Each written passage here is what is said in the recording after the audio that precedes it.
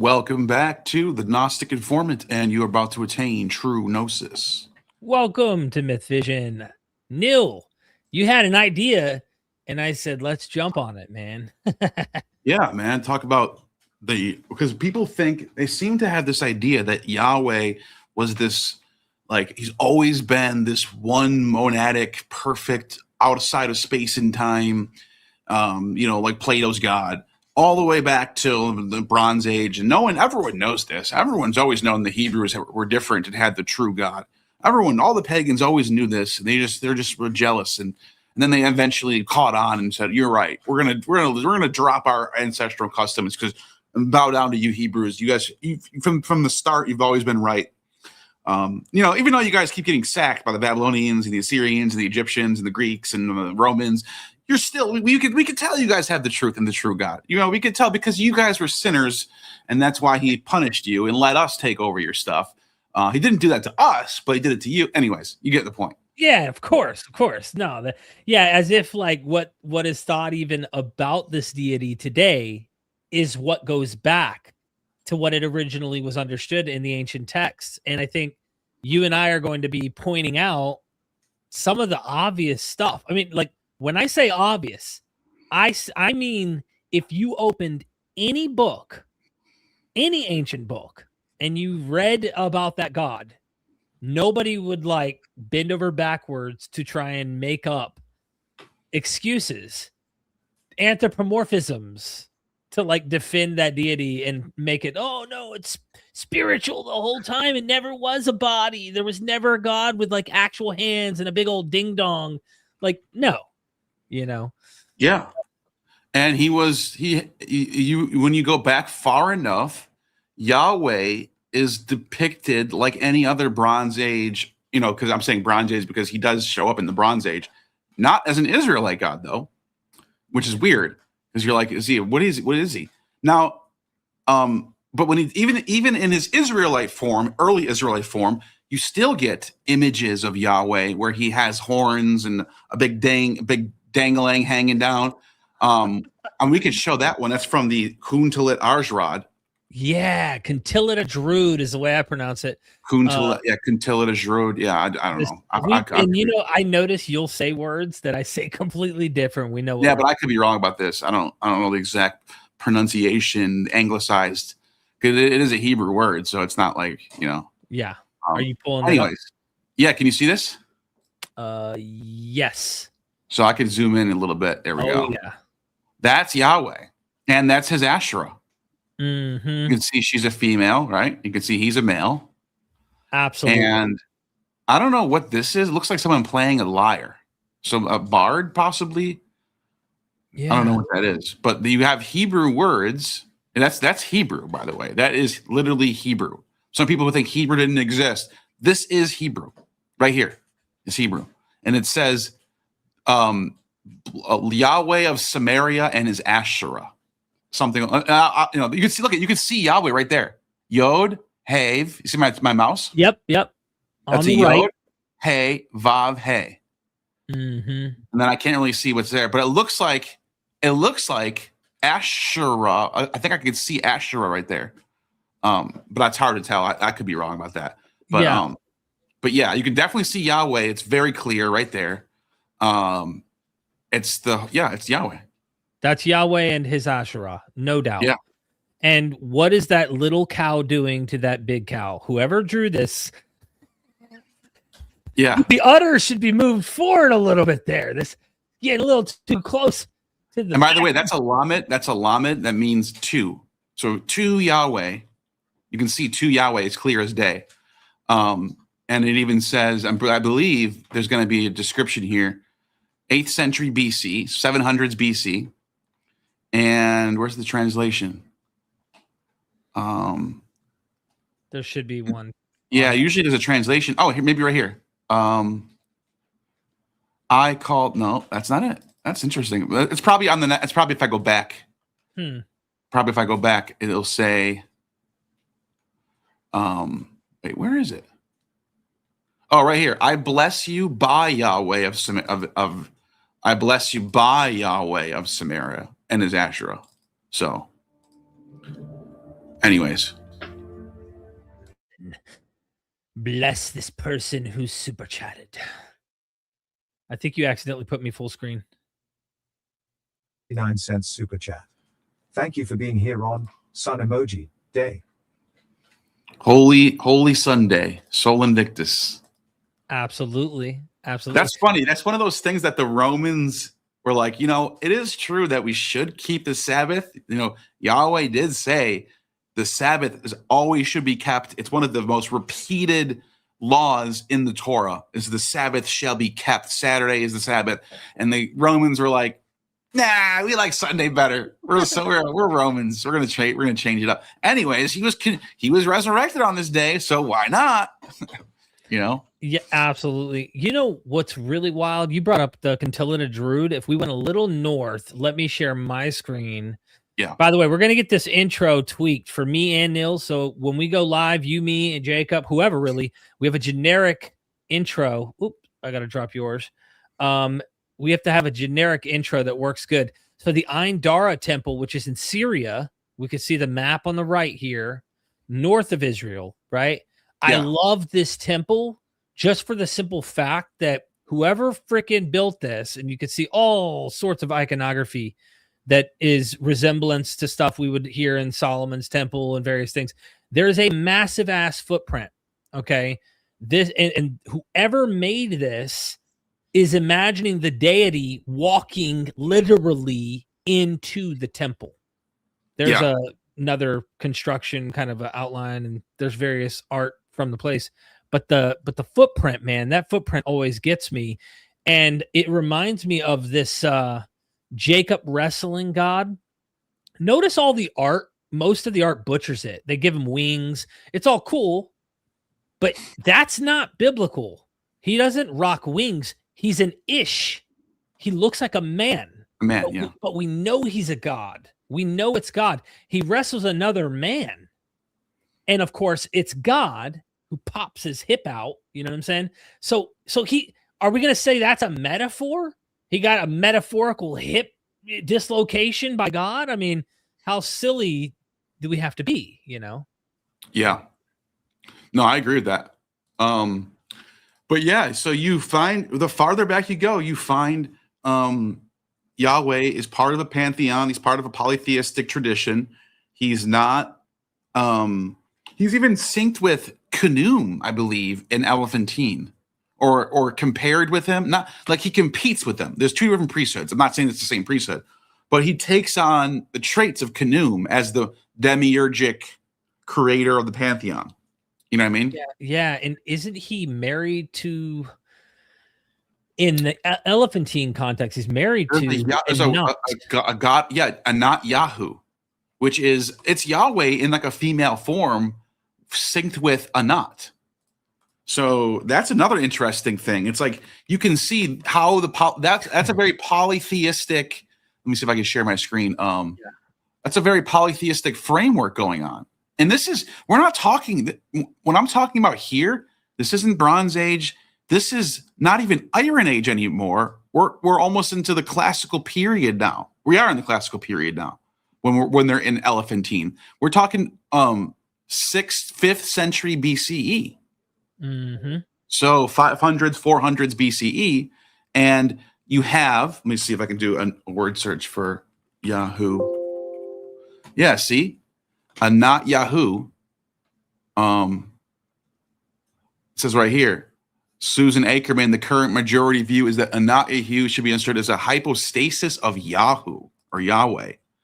Like, whoa, we're talking 400s, 500s BC. We're getting close to Judaism period. We're getting, I mean, like we still have a little ways to go, but we're getting close to the time of the writing of the scriptures now. Exactly. You know what I mean?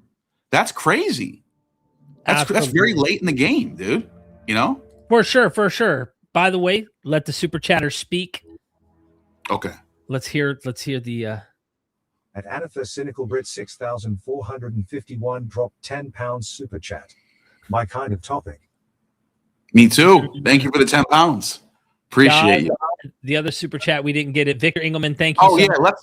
You're good. Yeah. You're good. Damn, Yahweh is hung. Let me pull that back up one more time just to show people. Yes, that is, and this is this is actually not that rare that people would depict their gods with giant phalluses to show how powerful they were. No doubt. That was, that is down there in that, Cantillida Druid is kind of in the region where the Exodus supposedly took place. Of course, it's in the geographic territory. Yeah, pull up the map. Sinai Peninsula. Yeah, exactly. And this is where the Shashu nomads were. We pull that one up. My God, we gotta show people where their daddy's from. You know what I'm saying? Yeah. Let's go back to the oldest. What's the first time Yahweh is ever mentioned?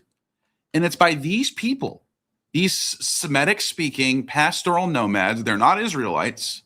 They dwelt in tents. By the way, you can see whoever wrote Exodus seems to have knowledge of their roots being nomadic dwellers of the Midianite Sinai region, because they were correct. Like, this is really where Yahweh comes from. Mm-hmm. Oh, look at what you got going on, bro. What? Bakken dropping 5 memberships. I don't even have a sound for that one. That's odd. You used to. There it goes. You have become initiated. You are now joined. You have been anointed. How does it feel to be part of the cult? Oh, we got one on our side. Look, I got to figure out one of these fancy smancy music things. What I'll just do is gifts for everybody. Merry Christmas, everybody. Literally, Bakken. Oh, by the way, Bakken's got a YouTube channel now, Neal. Is it? Hold on, you're muted. Yeah, I'm just because the music's going. I don't want to bother you. Is that music from mine? No, it's for my memberships that are gonna. There's gonna be 5 of them. Oh, cool. That's cool. I gotta start playing music on mine. You gotta get you. By the way, you can adjust your coloring. You can't do that with StreamYard. But if you start doing what I'm doing, you can look how better my picture looks now. You look kind of like Yahweh, bro. Look like Yahweh. Hung. Look at you. Ready to go. Hung. No, but thank you, Bakken. Everybody, you're going to have to subscribe to Bakken's YouTube channel. He's trying to grow a channel. He wants to do content. He's into this kind of stuff as well. Pull it up for him? Yeah, Bakken, tell us in the chat exactly which one, because I don't know if it's under this name. We got to give a shameless plug. This is a great way. You're muted. You're muted, bro. Yeah, I said tell him to put it in the chat, but I also can find it either way. I have it right here. Okay. So here it is right here. And let me share my Okay. It screen. is under his name. Boom. Right here. Subscribe. Desposunai Dynasty. It's got tons of videos out already. So yeah, click on the one that has 115 views to see what's popping over here. Let's go. I got passages, false pericopes, that the Essenes asserted that inserted animal sacrifice into the Torah itself. Wow. That is the crux of the new covenant. See the next. All right. Dude. Yeah, go support Bakken. Let's do it. Yeah. Let's go, guys. I love it. You want to be a Bacchus supporter, you got to support Bakken. You want to be initiated into the bapti, the Corinthian bapti. Absolutely. Yeah. Dude, okay, more God's body stuff, Neal. We got to talk about. Let's go to the Shashu, bro. Let's do it. So, as we pointed out, and you just pointed out, I forgot about that Kuntalit Ajrad is in the same general region. It does say here, organized clans ruled by tribal chieftain were described as brigands active from the Jezreel Valley to Ashkelon. So this is all over Israel, these people. But they were not the city dwellers. They were not the ones in charge. They're not the kings of Israel. They're not from David or Omri's line. They're not royal. They're actually poor outsiders who people look at as pirates, basically. But this is where Yahweh comes from. They actually import it from these people. So shashash means to plunder. They call them plunderers. Or wanderers is another way to describe it. The point is, they are not the local people. They are the outsiders that are coming to kill. They're like the Vikings of Israel. You know what I mean? And this, yeah, dude, isn't that crazy? This is the people who brought Yahweh. And I even have a theory that I'll throw out in a second. By the way, someone points out that they were eclipsed by the sea peoples, which is interesting. Here's this inscription. Oh, by the way, here's an Egyptian inscription that mentions the Egyptians defeating these Shasu people. There are some people, I looked into this because I'm writing a chapter in my book about this, and I wanted to make sure I got up to date with the scholarship here. And there are a few scholars who think that they could be the descendants of the Hyksos, but the only way that would be the case is that after the Hyksos expulsion, members of the Hyksos dynasty would have had to have gotten kicked out of Egypt and dwelled in the Sinai region. We're not talking millions of people exiting, but it's possible. It's possible that Josephus and Berosus could be correct, that the story, the myth of the Exodus has a historical kernel of truth going on between Hyksos, Shasu, and then later Israelites. Yeah, that's a minority view. What I just said, that's not a consensus view. There's a few academics who posit this, but it's speculation. So I just thought it was interesting to put in my book to say, look, there's a possibility the Exodus could be based on something real. It's just that the whole idea of the story itself is all made up. You know what I'm saying? Yeah. But these people do worship Yahweh, and the Hyksos did not worship Yahweh. So that's odd off the bat. And I point this out. I said, that means that at some point, either they invented Yahweh after the Hyksos period, because we have tons of Hyksos text. They never mention Yahweh. They worship Set mostly and Baal. So you have Set, who they equate with Baal, the Lord. So they do, and they by the way, that's their main god, but they also worship the Osiris and Isis and all the regular gods too. They're just like regular polytheists, the Hyksos. They're not monotheist. Right. Now, at some point, these West Semitic nomads called the Shasu start worshiping Yahweh. And this is the inscription right here. Shu Yahweh. So Yah-O right there. You can see that's the Yah-Ha-O, Yahoo, right there. And then this is like a sound. So Yahuwah. That's what that would be. So this is 14th century BCE, and it's found in a temple dedicated to the god Amun, by the way, not dedicated to, but it's mentioning these people who worship Yahweh in the temple of Amun, saying these are outsiders, and it's dated to the 1350 BCE, and it's in Sudan. And guess what? There's another one in the 13th century, 1200s BCE, that mentions them again, and it's almost identical. It's almost identical, the text. She calls them once again. It says the Shashu of Yahweh. Same exact text, almost like some scribe copied it from the other temple. And it's also in Sudan. Wild. It's like South Egypt, like Africa. Southern Egypt. Yeah, Africa. And it's interesting because Semitic languages are from the Afro-Asiatic branch of languages. So this is sort of, there is an African root to Judaism that's taking place here. Victor Engelman dropping a super chat. Thank you, Victor. Says King, I think is that an Yahweh of Kish? Yahweh of Kish, possibly a theophoric name.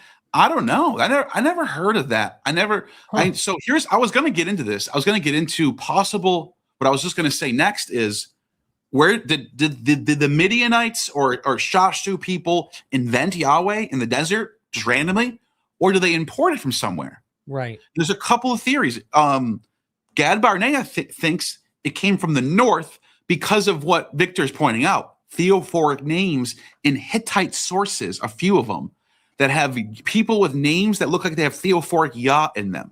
Right. So there's a Yahweh god in the Hittite region. And this is even more interesting is you look at the Ionians. The Ionians, watch this. Now, the Ionians they're not descended directly from the Hittites, but indirectly They are related. They're both from Asia Minor. A lot of the Hittite culture is adopted by Western Turkey. They are mostly they're more Greek than anything else. They're like they're Greeks, but they're on the coast of Asia Minor. They're right.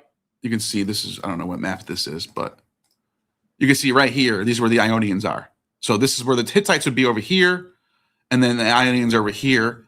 And the reason why I bring that up is because if Gad is correct, I think another possibility is the name Yahweh, or the name of the Ionians in Greek is Yah right here, and that's a w.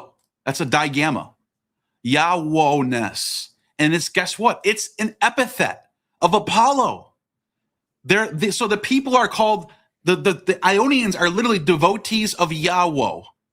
Right. So this could be an older Hittite version of Apollo from Asia Minor that's just being worshipped, not like a major god, maybe a minor god at first, and at some point. And by the way, here's where I tie it all together. The Midianite pottery, the Sinai pottery, and the Philistine pottery shows heavy Aegean pottery. Yep. Aegean and northern pottery. They were borrowing and trading with the people in the north and the Aegean. There's a possibility that these Shashu nomads adopted Yahweh from Asia Minor. This is the struggle I had when I made one of my documentaries about the origin of Yahweh. Like, where does he come from? And there's obviously, you and I have studied Nisam Amzalag, and Amzalag argues. Can you go back to that map that takes us to the Sinai Peninsula, just to kind of give an idea? Like, if we can get a decent map, just to look at the bottom right where the sea meets, where the Midianite territory would be. There were Sinai Peninsula. Yeah. Let's pull that up here. And thanks so much, Victor. Right here. Is this a good map? Yeah. All right. So scroll to the bottom right at the tip of the water source at the right, up at the top Saudi Arabia. It gets cut off a little bit. Do you want me to get Google Earth here? Yeah, get Google Earth. Yeah, that'd be way better quality. Okay. All right. Google Earth will be way better. Yeah. Yeah. And I'll pull up Nisam Amzalag has some images too that are really badass. Nisam Amzalag. And this is, I don't know what to do, just like you don't know what to do. I'm just like, I just, both are possible, like you just described. But there's a lot of fire language in the biblical story pertaining to Moses. They're melting down gold to create golden idols. There's obvious metallurgy going on. And you did a video on this metallurgical stuff as well. Yeah, I'm just trying to pull it up. I don't know what's going on. My Google Earth is glitching out right now. Hold on, let me just refresh this. No, I got it. I just want to make sure I don't have a glitch. The hell is going on? Hold on 1 second. I got it. New map. Okay. You are fine. Okay, let me share my screen. So we're going to Sinai. Yep, we're going to Sinai. We're gonna check out. We're gonna go all over. We're going to the Aegean. We're gonna go to Egypt. We're going to Sinai. We got to go all over, bro. We can't just stay in one spot. This is too important. Yeah. So let's zoom in over here. Okay. Well, way too much. It's all good. It's all good. There's the Dead Sea. So we're looking at this. Okay, so zoom in, to the right of that Sinai Peninsula, right at the tip of that water there. Yeah. You want to turn on the roads and stuff too, or the what? Like roads and all that stuff, or no? I don't think we need roads. Okay. Yeah, names and all that stuff. No. Pretend we're in the ancient world. So go a little further in though. Let's try to imagine about 15, 20 miles from that water source north, right? Somewhere where you see that orange that's going on, right? That location, Nisam Amzalag and others have noticed there's been a lot of archaeological evidence to suggest that there has been a metallurgical trade mining situation in this territory for 5,000 or 6,000 years. Humans have been mining for copper. I can't remember if it's copper or if it's iron, but I think it's copper. You know why this is such a big deal to me and what I'm putting together is because this gives us a reason why the Aegeans would be trading with people from this region. Because why would you randomly find a god from the north you find theophoric names of Yah and even theophoric names of places, the Ionians, Yahweh-ness. Why would you find that all the way up there and then all of a sudden people all the way down here just randomly start worshiping this god? And it gives you reason to doubt my theory. But if they're mining for copper and tin or whatever metals, then this makes sense that the Aegean would be trading with them, and then they would be trading back and forth. Here, we got good pottery, the best pottery around, because the Aegean pottery was the best around at that time period. That's why everyone has Aegean pottery. Yeah, we'll trade you our metal for your pottery. Boom, and then you can see, and then all of a sudden, next thing you know, they're adopting names of gods and are worshiping different gods. Makes a lot of sense. It does. And the trade route that they actually can trace the metal from this area goes all the way to the Aegean. And so this is why I don't know. Can you pull this report up? You have it? I actually have it in my documentary. And those are always fun too. We can listen if you want. Yeah, can you pull? I want to see just that part of the documentary if you can. And I'll read the super chat while you pull it up. I will pull up here, actually, my intro, dude. Can I just show the intro first before we do that? Because it gives you kind of a template. Oh, we got a super chat. Yeah. €5 super chat.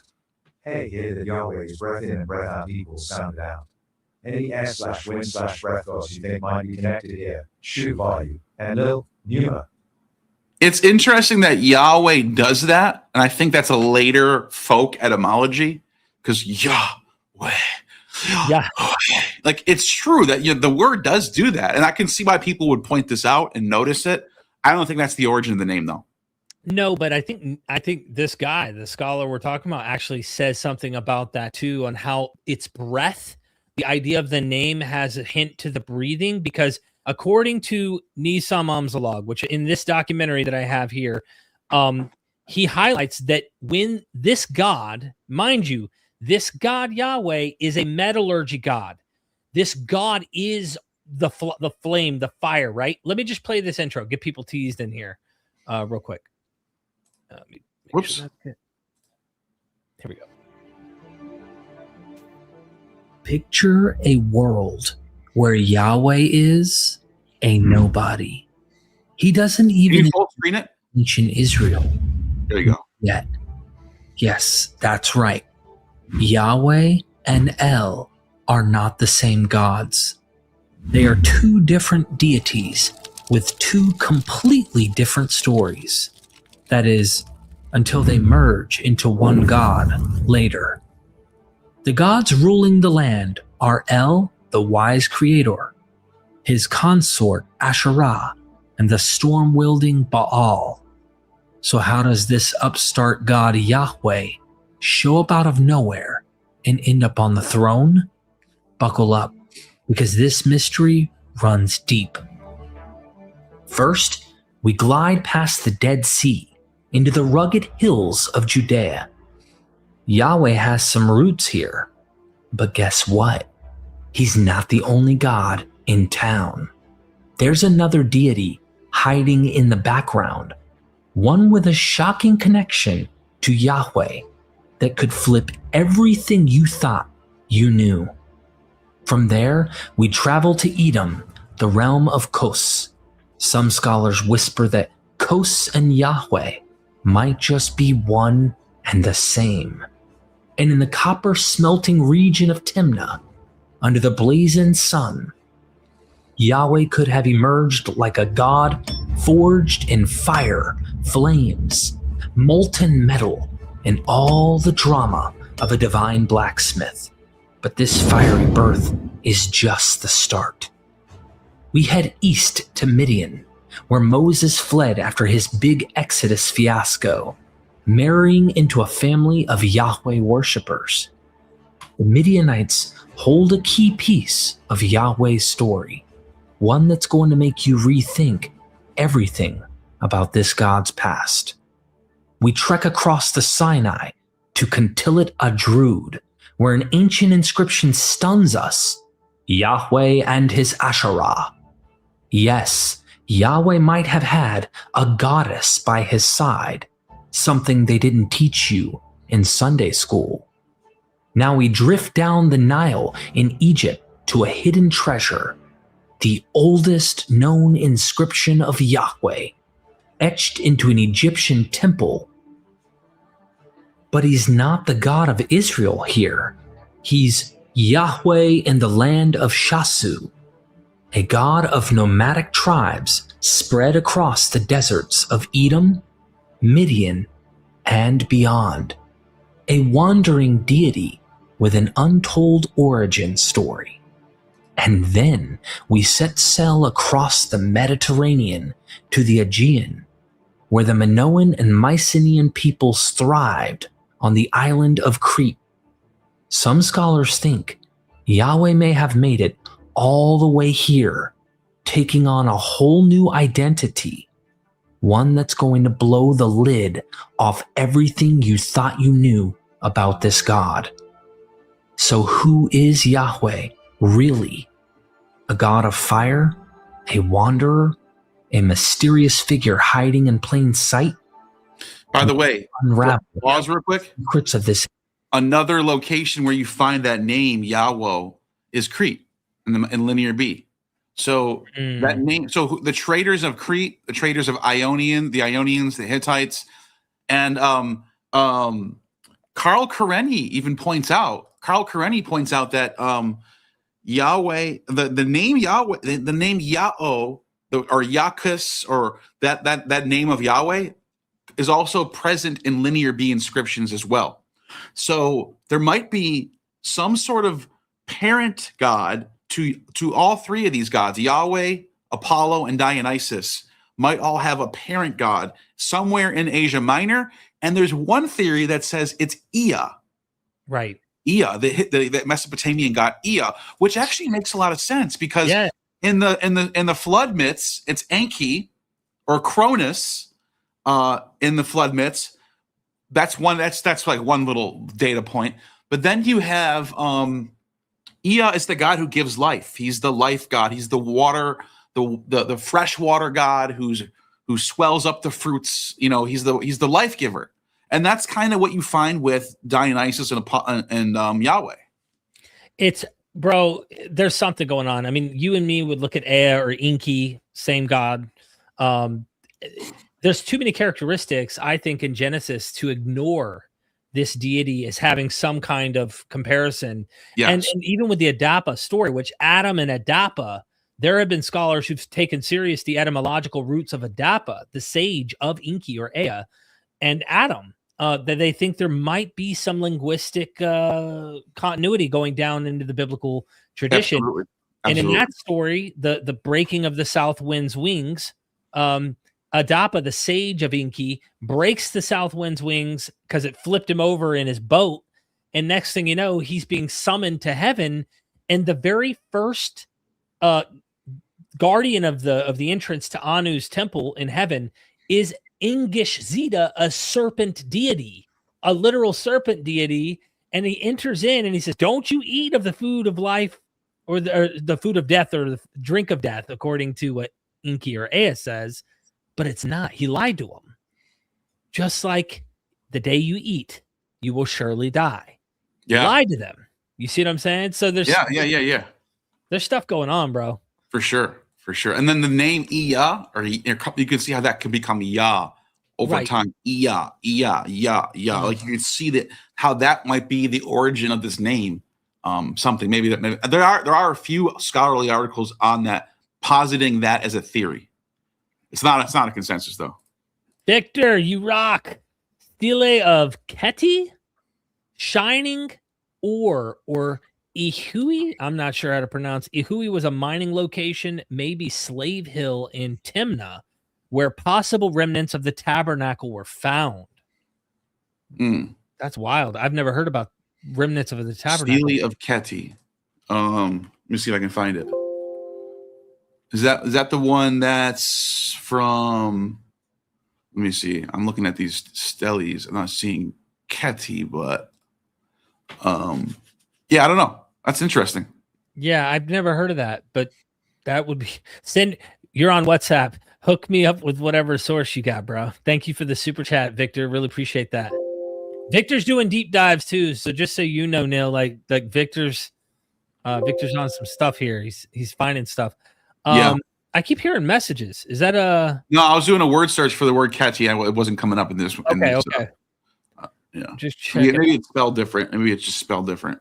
So I'm not familiar with it though. I don't want to look. I don't want to go on through the whole video because obviously, but we could play. Well, I wanted to see the part where you talked about the trade route.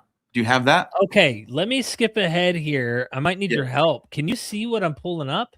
Oh, no. Now I could. Yeah. There we go. Thyrsis by the Hellenists. Oh yeah, Aaron's Thyrsis. That's another one, dude. Oh my god, so many. Aaron's Thyrsis. Aaron is holding a Thyrsis. I don't care what you say. That they don't say it and call it a Thyrsis.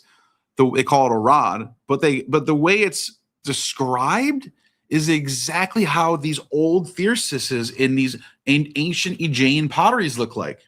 Mm-hmm. I'm sorry, I'm skipping ahead here trying to find it, man. Yeah, I'm going to find that. It is absolutely there's trade routes, and look, there's some of the pottery too. You know how you're talking about pottery? Yes. That's ancient Israel jars. I go through the pottery in this to show exactly what you said, that there is Sea People Aegean pottery down there in the same region that the metallurgy, stuff is going on. Yeah. So, yeah. Trying to find it here. Bear with me, bro. There's the serpent on the staff. I go through that. I go through milk. These are all parallels to Dionysus, by the way, because when he was little, he also captures a serpent and stuff. Yeah. While you're looking through that, let me just show something on my screen real quick. Yeah, go ahead. So this is the old Thyrsis. This is not a pine cone. Like when you find in the Hellenistic and Roman periods, okay, let me see if I can. This is 430 BCE, 5th century BCE. When you look at a Thyrsis, it's a flowery, leafy rod that's as big as her head. That's not a pine cone. Like when you go back to this is what they eventually look like over time. They eventually become like pine cones. But the point I'm trying to make here is when you go back far enough, let me see if I can find that again. Let me see, keep going. Yeah, look at these. These older, that's the pine cone one. That's the bigger one. That's from, and then, hold on, there's a super chat. Here we go. That's the one I wanted to find. We got a super. Oh no, this is someone joining, I think. Oh, sweet. Thank you for joining. A Justin Abate 7,765 has become initiated. Oh, thank you, dude. Thank you. Appreciate that. And it's out on both spots too. So really? Yeah. No. That's your vertical and your horizontal. You'll get used to it. Okay. Yep. It's the same thing. Same thing. Yeah. So check this out. See how gigantic that Thyrsis is? Yeah, I was going to ask you. Cone. So That's let me not ask a you pine this. cone. Then what do we do? All right. So when we go to ancient Mesopotamian, look at that. That's not a pine cone. Yeah, that's way bigger than a pine cone. So let me do this for you. When Aaron's rod is this, what verse is in Exodus where Aaron's rod verse Exodus? I'm going to find that right now. Find that. As I'm showing you this on the screen, I want to explain to you Exodus 7 through 10, 7:10 through 12. Listen to this. It says, as I'm reading it to you, I want you to look at what you're looking at. Ready? It says Moses and Aaron went to Pharaoh, and Aaron threw his staff down in front of Pharaoh, became a snake. Oh, that's not the one. That's not the one. Exodus. No. Aaron's staff, rod, leafy verses. Hold on. Which verse is it again? Numbers 7 through 8? Oh, it's Numbers. Okay, Numbers 17. I thought it was in Exodus. I mean, it might be in both, but let's do Numbers 17, 8. So it says, here's what it says. The next day, Moses entered the tent and saw Aaron's staff, which represented the tribe of Levi, had not only sprouted, but had budded, blossomed, and produced almonds. That's what the hell? Yeah. What kind of staff? And then you look at these magical Bacchic Thyrsises, and it's a very leafy, sprouty, flowery, sometimes like very strange looking staffs. And the only thing I can describe when I hear Aaron's rod described like that, that's budding, flowering, budding, and I see this, and I'm like, okay, I think he's got a thesis. You know what I mean? That is interesting to think. I think, well, that's why I was going to ask you about this one. So let me share my screen, and I'm going to stop sharing the video because I don't know if I cover. I know the article gets into that. I planned on doing a part 2 to that documentary that I made. Oh, it's not this one. I'm just going to get the image itself and share the image because you know how you could zoom in better when you have like just the image up. Okay, so here's the image. That looks like a pine cone, right? Yes. But here's the thing. It's not. These are massive ass, you know, these beings are not normal humans. These are like massive giants. Yeah, and if you actually look at other images on that same, that's an Assyrian, by the way. Yeah, that's like 700s BC. Right. If you actually look at other parts of that, it shows them in more depth. Here, I just did a post on this recently. I'll show you. Okay. Sure. And maybe I can just pull up my post and I can show you like in depth. Let me see. Post. It was kind of a while ago, but not that long ago. I should be able to find it pretty soon. But I can show you. I don't think these are pine cones. I think it's a what is it called? A date palm. And you're like, huh? Yeah. I'll show you. Wait till I show you. The Middle Eastern date palm look like that. They have the same golden ratio type of thing that you find with what's it called? Damn, I post a lot. I gotta stop posting so much. I'm still going down. Maybe I could do you know what I could do? I could do I think you missed a super chat. Date palm. Did I miss a super chat? Yep. Jason Kakulo. Thank you so much, Jason. Could the Denyen Sea people introduced Minoan deity that becomes Yahweh traded to or from or both the Southern Levant? That's what I was suspecting. So I'll just give myself a shameless plug here in the chat on MythVision side. I don't want to spam your side, but I'm going to put in the chat the link to my YouTube video. And the title of that video is Yahweh's Forbidden Roots Will Blow Your Mind. In that video, I go a little further than Nisa Mamzalog and go, what if the other way around was the case? What if it wasn't Yahweh went into the Aegean becoming Dionysus and whatnot out there? What if the sea peoples brought this deity here? And I suspected this because Nisa Mamzalog pointed this out, and Neil will tell you too. When you go to the Homeric hymn to Dionysus, he's from the Dead Sea from region. the east. Yeah. So the question is it because, you know, Yahweh went up there and then they're going, oh, his real roots back there? Or is it that Dionysus came down here and, you know, some later retelling of it says, hey, he's from this region, but really. Or Homer could, like, it's possible that he became prominent in the East and he came from the North event before that. And then he became prominent in the East. By the time you get to Homer, he's from the East. I do know the Denyen Sea people. Or Danny B's dropped $20 super chat. Cannabis has colas at the end of long branches which can be turned into staffs. It's the flowers. Almonds is a later cover-up of the Asherah pole canna as the menorah and holy candlestick prior. Looks like the fruit of date. Maybe. It's possible. Bakken likes to. Yeah, no, it's a little speculative, but it's possible. I'm not opposed to that at all. I don't think it's impossible. It's a zero-sum chance. There's a possibility that's true. But I'm just looking at the evidence that we have, not trying to do any speculation. Just look at the evidence and right where it falls down to. And you know, you got a leafy rod, you got almonds. I don't have to insert any cover-ups. I'm just looking at the evidence. But yeah, who knows? Like this, it's really strange. Like no matter what, it's a strange thing that Aaron has this rod that flowers and buds and sprouts and produces almond. It's weird. That tree, that I think the one. Yeah, you just reminded me. Huh? Yeah, you just reminded me about this. Oh, your post. Yeah, go ahead and share. Yeah. Okay. So I'll give you some background.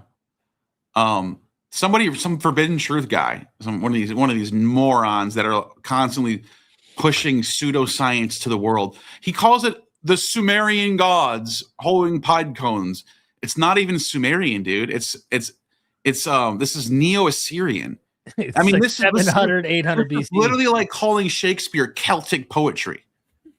Like seriously, that's the same. It's the same distance of time from the Celts to Shakespeare. You know what I mean?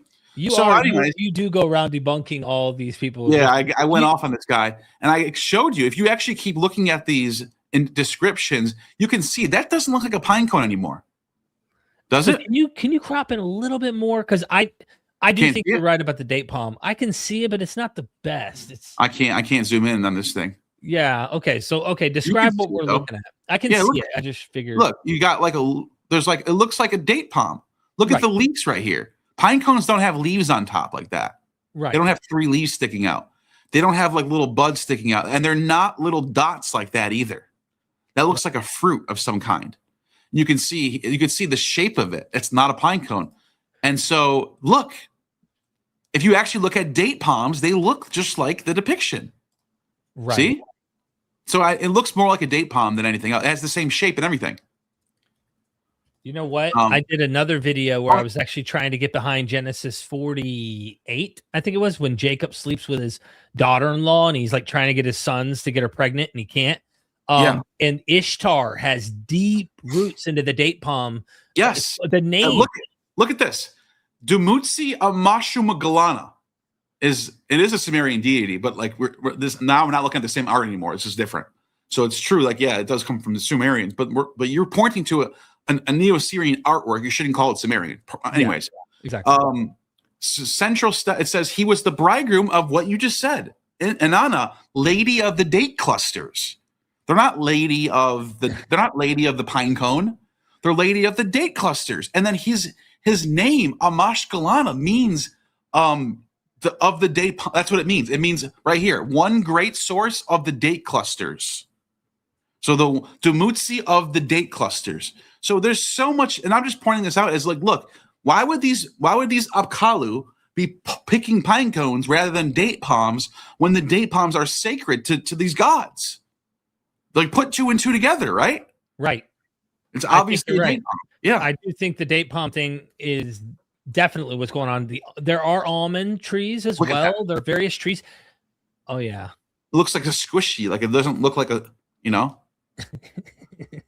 that looks way different. I'm trying to show the difference between this and that. Look how different they are.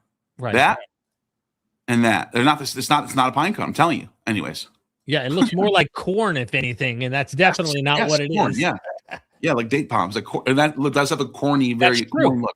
Yeah. Yep, it does. It does. So Bakken, I wouldn't be shocked if there's circumstances where cannabis obviously plays a role into these things, and we know that as we just did a live stream earlier, they found it on an actual altar. They found residue of cannabis on it. But as far as the tree itself. And as far as it being a staff too, like let's make a staff out of cannabis, that I would have to go maybe.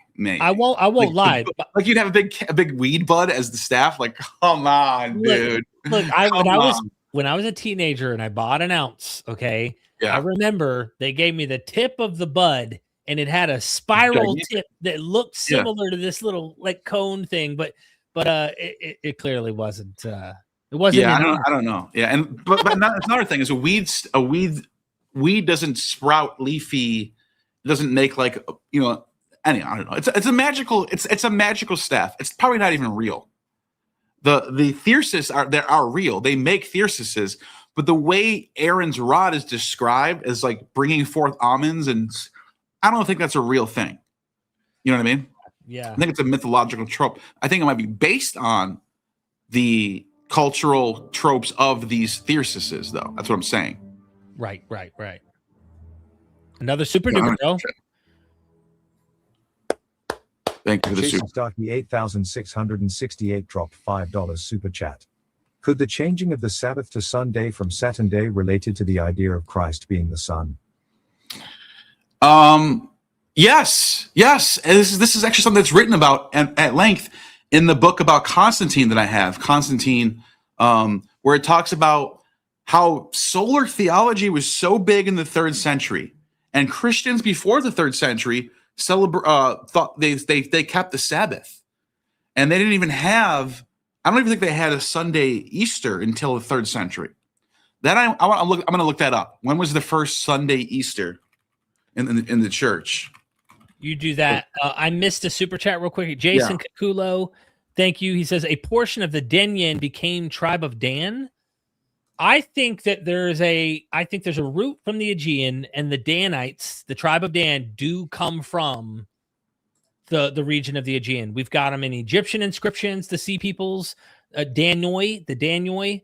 And in Homer, you get this mention of a group that are particularly this. So I think there is good reason to think this. And the fact that this, when you're dealing with the Philistines, the tribe of Dan is closely associated with the Philistines as well. So there's a lot going on there, I think, with the tribe of Dan and the Denyen people, or the Danoi, or however you want to describe them, depending on the linguistic connection, Jason. So I think there's something to it.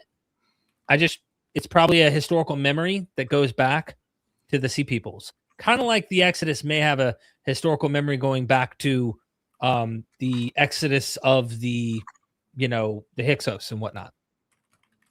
Yeah. Back to Chase, though. Thank you so much. Oh, yeah. So, so what he was saying, it actually, we don't know when the first Sunday tradition started. It seems to be, from what I'm looking into, it's, the early church, Easter is the earliest attested holiday, way before Christmas. But it was on Nisan 14, based on the Jewish calendar, so it had nothing to do with Sunday.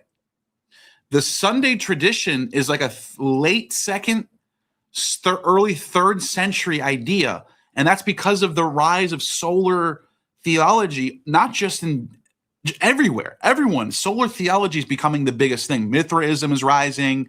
You have, so they're adopting some of these solar theologies into Christianity. And then it makes sense that Sunday would become the holy day, instead of the Sabbath. They're trying to get away from Judaism, is what I'm getting at. They're moving away from Judaizers and towards a more Roman approach. That's what's happening in the 3rd century. I have nothing to add to that. Yeah, you'd know better than I would about that. I know that they kept both days for a period. Some kept both days, from what I read from some scholars, but I really don't know enough about I imagine they definitely associated it with the sun at some point, no doubt. It's just, did they have it because it was Easter Sunday at first, just kind of like a day that they celebrated because that's when they claimed the Lord rose, or was it already set to these cosmic dates? And stuff? Guess what? It would, Nisan 14 is always going to be on a Saturday based on the Jewish calendar, no matter what. You understand why, right? Let me explain why.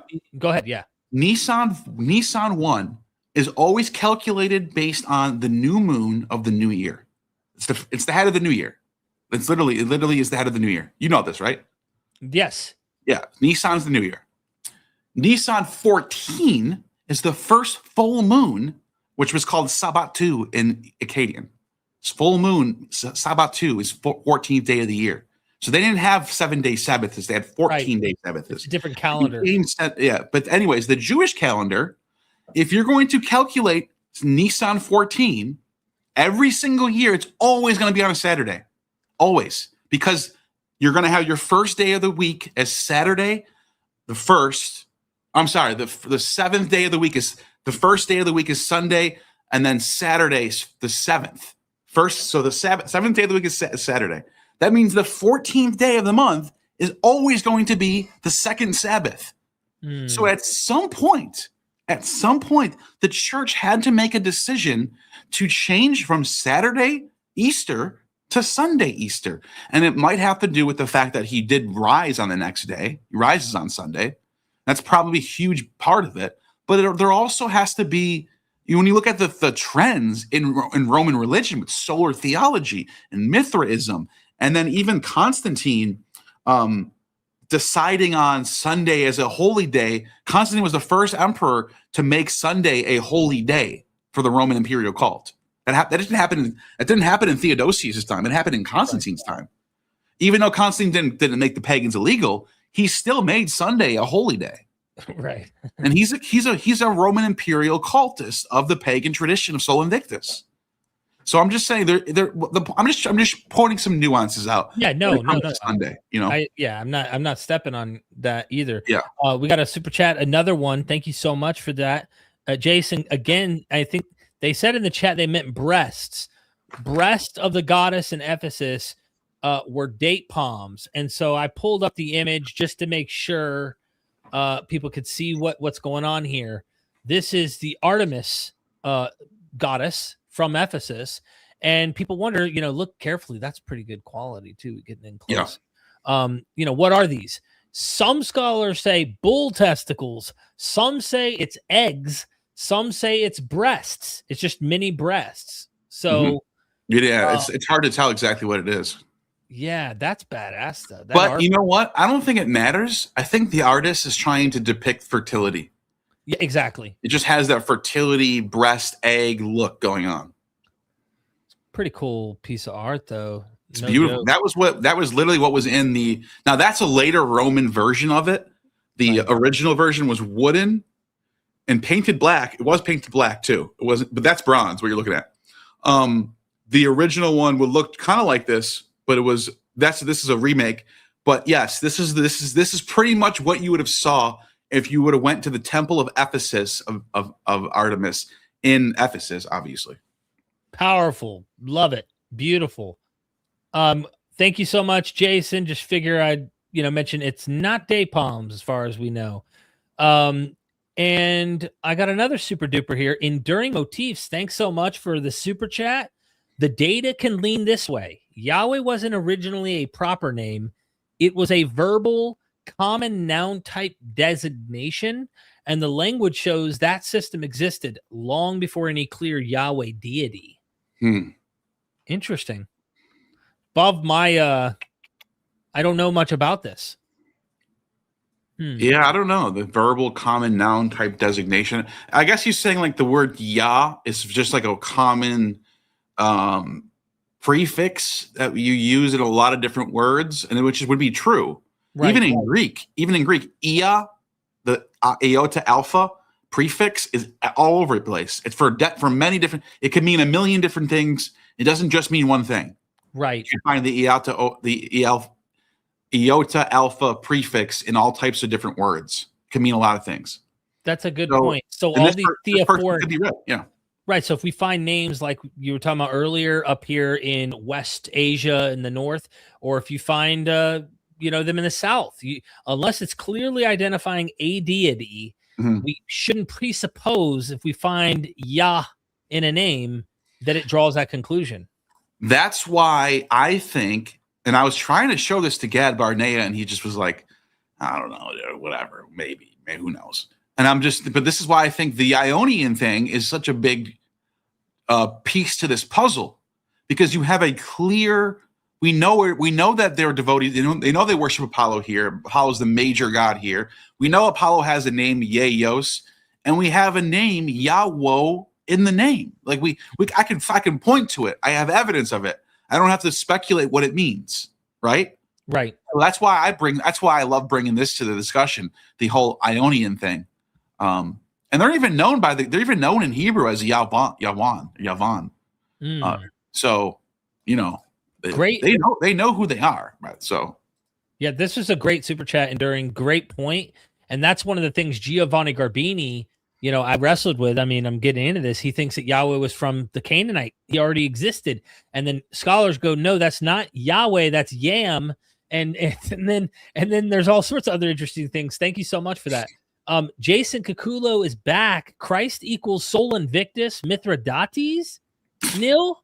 Mithridates is a human being. Maybe. I mean, I think you're saying, like, is he influenced by? Because there is a story about Mithridates' birth with a star in the sky, and a new king will be born. I think there was some scuffle over trying to kill the child or something like that. Very common motifs. So I don't know. I'm not saying he is Mithridates, but maybe that's what the super chat's getting at. But the Sol Invictus. Now you have gone, my gosh, bro. Like, I think Christ takes on traits of Sol Invictus. I'm not saying Christ is based on Sol Invictus. I think once you get past the 3rd century, the Roman Christians are adopting solar theology and applying it to Christ. He literally is called the Son of Righteousness. Right. And that's taken from the Old Testament, by the way. But they really like to hammer this home. They use it in the artworks. In the Vatican, underneath the Vatican is a 3rd century mosaic of Christ, literally as Sol Invictus. I mean, since we're doing images of God, why not show that one? Christ as Sol Invictus. Here it is. I found it already. Here it is. There we go. Share my screen. Thank you again. This is if anyone wants to know what this is literally from the tomb of the Julii in the Vatican necropolis, 3rd century. It's underneath the Vatican right now. It's sitting there. Or no, it's in the museum now, I think. But that's where they discovered it. Rays and Abramovix dropped €2 super chat. Have you looked into Homopolitan creation myth a moon? Hermopolitan creation myth, a moon. No, I haven't. That's something I'll take a look at, though, for sure. I appreciate that. Creation Jason. myth, a moon. No, it's been a while since I've looked into that. Hey, Justin Bate, thanks for becoming a member. I think, didn't they become a member of yours too? Yes. They joined both of us. Awesome. That's Look at how that. you get it. Yeah, I thank you for joining. I appreciate that. The mosaic of Sol in the mausoleum from the tomb of the Julii. They discovered this underneath the Vatican, 3rd century, in a Christian. This is how we know it's Christ. It's in a Christian catacomb, and there's everything surrounding this is all scenes from the New Testament. And then you find this in the middle of it all, and it's Christ with the 7 rays of Sol Invictus. That's a very common trait of Sol Invictus, the 7-rayed God. He's got his 4 white horse, and he's got Bacchic ivy. He's Dionysian and solar. So this is what the note says: Christus Helios, the mosaic of Sol, which interpreted as Christ's soul, Christ the Son. From the mausoleum of the Julii, the necropolis underneath St. Peter's mid-3rd century basilica in Rome. Mosaic and the Vatican necropolis under St. Peter's Basilica. Christ, representation of Christ as either Helios or Sol Invictus, riding in his chariot, dated to the 3rd century. Early Christian and pagan beliefs are combined in this 3rd century mosaic as Christ as a sun god. The Son of Righteousness is what they call him in throughout many of these texts. Justin Martyr says this. Justin Martyr calls him the Son of Righteousness. He quotes Psalm 19:5, which is what called. Let's actually pull that up right now. Let's see what it says. I'll get it. I'll get it right now. Got it? Okay, cool. As you're pulling it up. It was associated with the ancient Christian custom of praying towards the east, the direction of Christ's ascension and the second coming, instead of Jerusalem. As Jews, see exactly what I'm talking about. They're turning away from their Jewish roots and they're moving towards a more Roman thing. Okay, it says, in the heavens, he has set a tent for the sun, which comes out like a bridegroom from his wedding canopy, and like a strong man runs its course with joy. Its rising is from the end of the heavens, and its circuit to the end of them, and nothing is hid from its heat. Okay, that's another one. That's what the one I wanted to find was Malachi 3:20. Okay, I think so. Yeah, go to Malachi 4:2 first, or no 3:20, 3, and then go to 4:2 after that. Okay. But yeah, Malachi 3:20. What does it say? 3:20. There is no 20 on 3. Oh, then go to Malachi 4:2. Okay, 4:2 is, but for you who revere my name, the Son, S-U-N. Yeah, show them. Oh, okay. Yeah, my bad. I should have told you. No, you're good. You're good. We're juggling. That's what we do. Yeah. Here we are. So but for you, revere my name, the Son of Righteousness shall rise. And it's called the great day of the Lord. The Bible has it posted as. The day is coming, burning like an oven, with arrogant and evildoers will be stubble. The day comes that shall burn them up, says the Lord of hosts. Leave neither root nor branch. You revere for my name, the Son of Righteousness shall rise. I mean, they're looking. You can see how Christians are looking at this and going, "Oh, he is the Son, dude. Okay, yeah, he's the Son of Righteousness." right? Absolutely. The sun, the bright light, S-U-N, yeah, S-U-N, that you could see them finding Christ in scripture and using that for sure. absolutely. No And doubt. and then this is what's influencing this mosaic. He's the son of righteousness, but it's also being influenced by 3rd century pagan solar theologies that are happening. Yeah, because you passed Dionysus up at the top. There's Dionysus, all the imagery, and look at this. It says, now some people might say, well, how do you know this isn't just Sol Invictus? How do you know it's Christ to begin with? And they describe it. They say, because the other scenes on the same wall show A, Jonah falling from a ship and being swallowed by a whale, B, fishermen standing on rocks, the good shepherd with a sheep across his shoulders, the mosaic on the dome. By the way, this is all pagan Jewish iconography if you think about it. You have Jonah from the whale. You can see that with Jason and the Argonauts. The fisherman stuff, that's just whatever. Then the good shepherd, you can see that can be Hermes and Jesus at the same time. Mm. So you could see this entire tomb is a synchronistic combination of Jewish and Christian and pagan themes going on at the same time. That's what's going on with Christianity in the 3rd century. Wild. I think it goes back earlier. I think we go back to the New Testament. That's the problem. You and I look at John's Gospel, Dionysian. Jason Kakulo again with the super chat. We got 2 by him, so let's knock those out. And again, super chat, any questions, comments, whatever. It helps Gnostic Informant and MythVision. Also, Yahoo and Yah, Syrian Levantine Bronze Age gods. You know about Bronze Age Syrian Levantine gods named Yah? No. I don't either. Yahoo. Are you talking about Are you talking about the Shashu that we already discussed? Maybe he came in late. Well, we talked about Syrian Levantine Bronze Age gods. I have no idea. Elephantine. I don't know. Syrian. I don't know who the Syrian god is. Talking about Yam. There's Yam.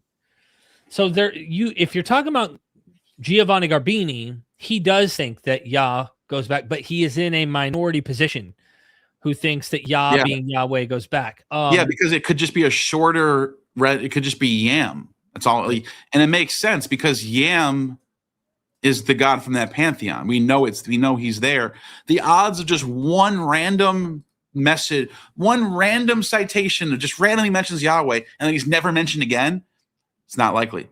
But you have Yam, whose name literally starts off the same 2 letters in Ugarit, and it's the same 2 letters in this text. It's freaking Yam, dude. It's Yam. So I'm just saying, I don't think Yahweh exists in Ugaritic sources. What's up, Witch Doctor? I see you in the chat. Good to see you. You already got this one. Here's Jason Kakulo again. Thank you, Jason. Versions of Apollo may have begun in Anatolia first, then entered the Mycenaean Minoan world, then Denyen, then entered the Levant and became Yahweh by 1200 BCE. So this is your point earlier. Maybe. You were saying Apollo, but you think Apollo stems more from the West Asiatic region. Say that again. So you were giving this idea that Apollo etymologically sounded similar. It's the Ionians. Right. Yeah, because he is. That's his name. His name is Yeos. Yeah, I'll show you right now. Perseus Tufts. This is the Greek, and I could just show you Yeos. Look at this. Share my screen. Or actually, is it gonna? Here, I'm gonna stop it and so you can share. All right. Share my screen. Right here. So this is the name. Yeos. And it's of Apollo. It's the name of Apollo. Right. And if you actually go to the Ionians, right? The Ionians, who these people are, you can see their etymology of their name is Yahwones. And by the way, Yah and Ye are very much interchangeable in Greek, depending on dialect. So Yah or Ye or Ya or Ya, you know what I mean?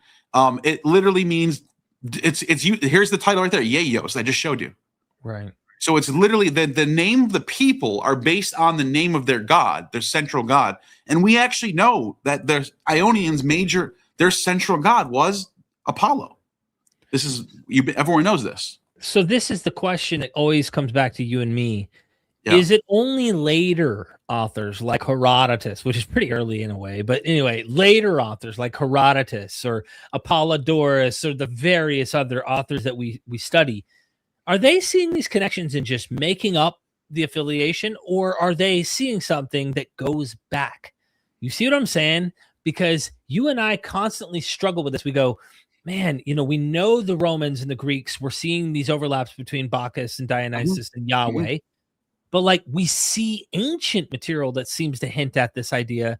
And of course, within the Bible that goes back as well. And that's what I'm saying. We know. So there's no Yahweh in the Ugaritic text. And then the Semitic dynasty of Egypt, the Hyksos, they don't worship Yahweh. Where did Yahweh's not in Mesopotamia, unless you think it's Ea, but there's no Yahweh there. So where did Yahweh come from? Well, you can see a Yayos or some sort of Yah god in Asia Minor. You can see him there. He's there. We don't have to speculate on that. He's there. The question is, did the Shashu nomads invent their own god with the same name? Because it could be coincidence. They just have different gods named Yah.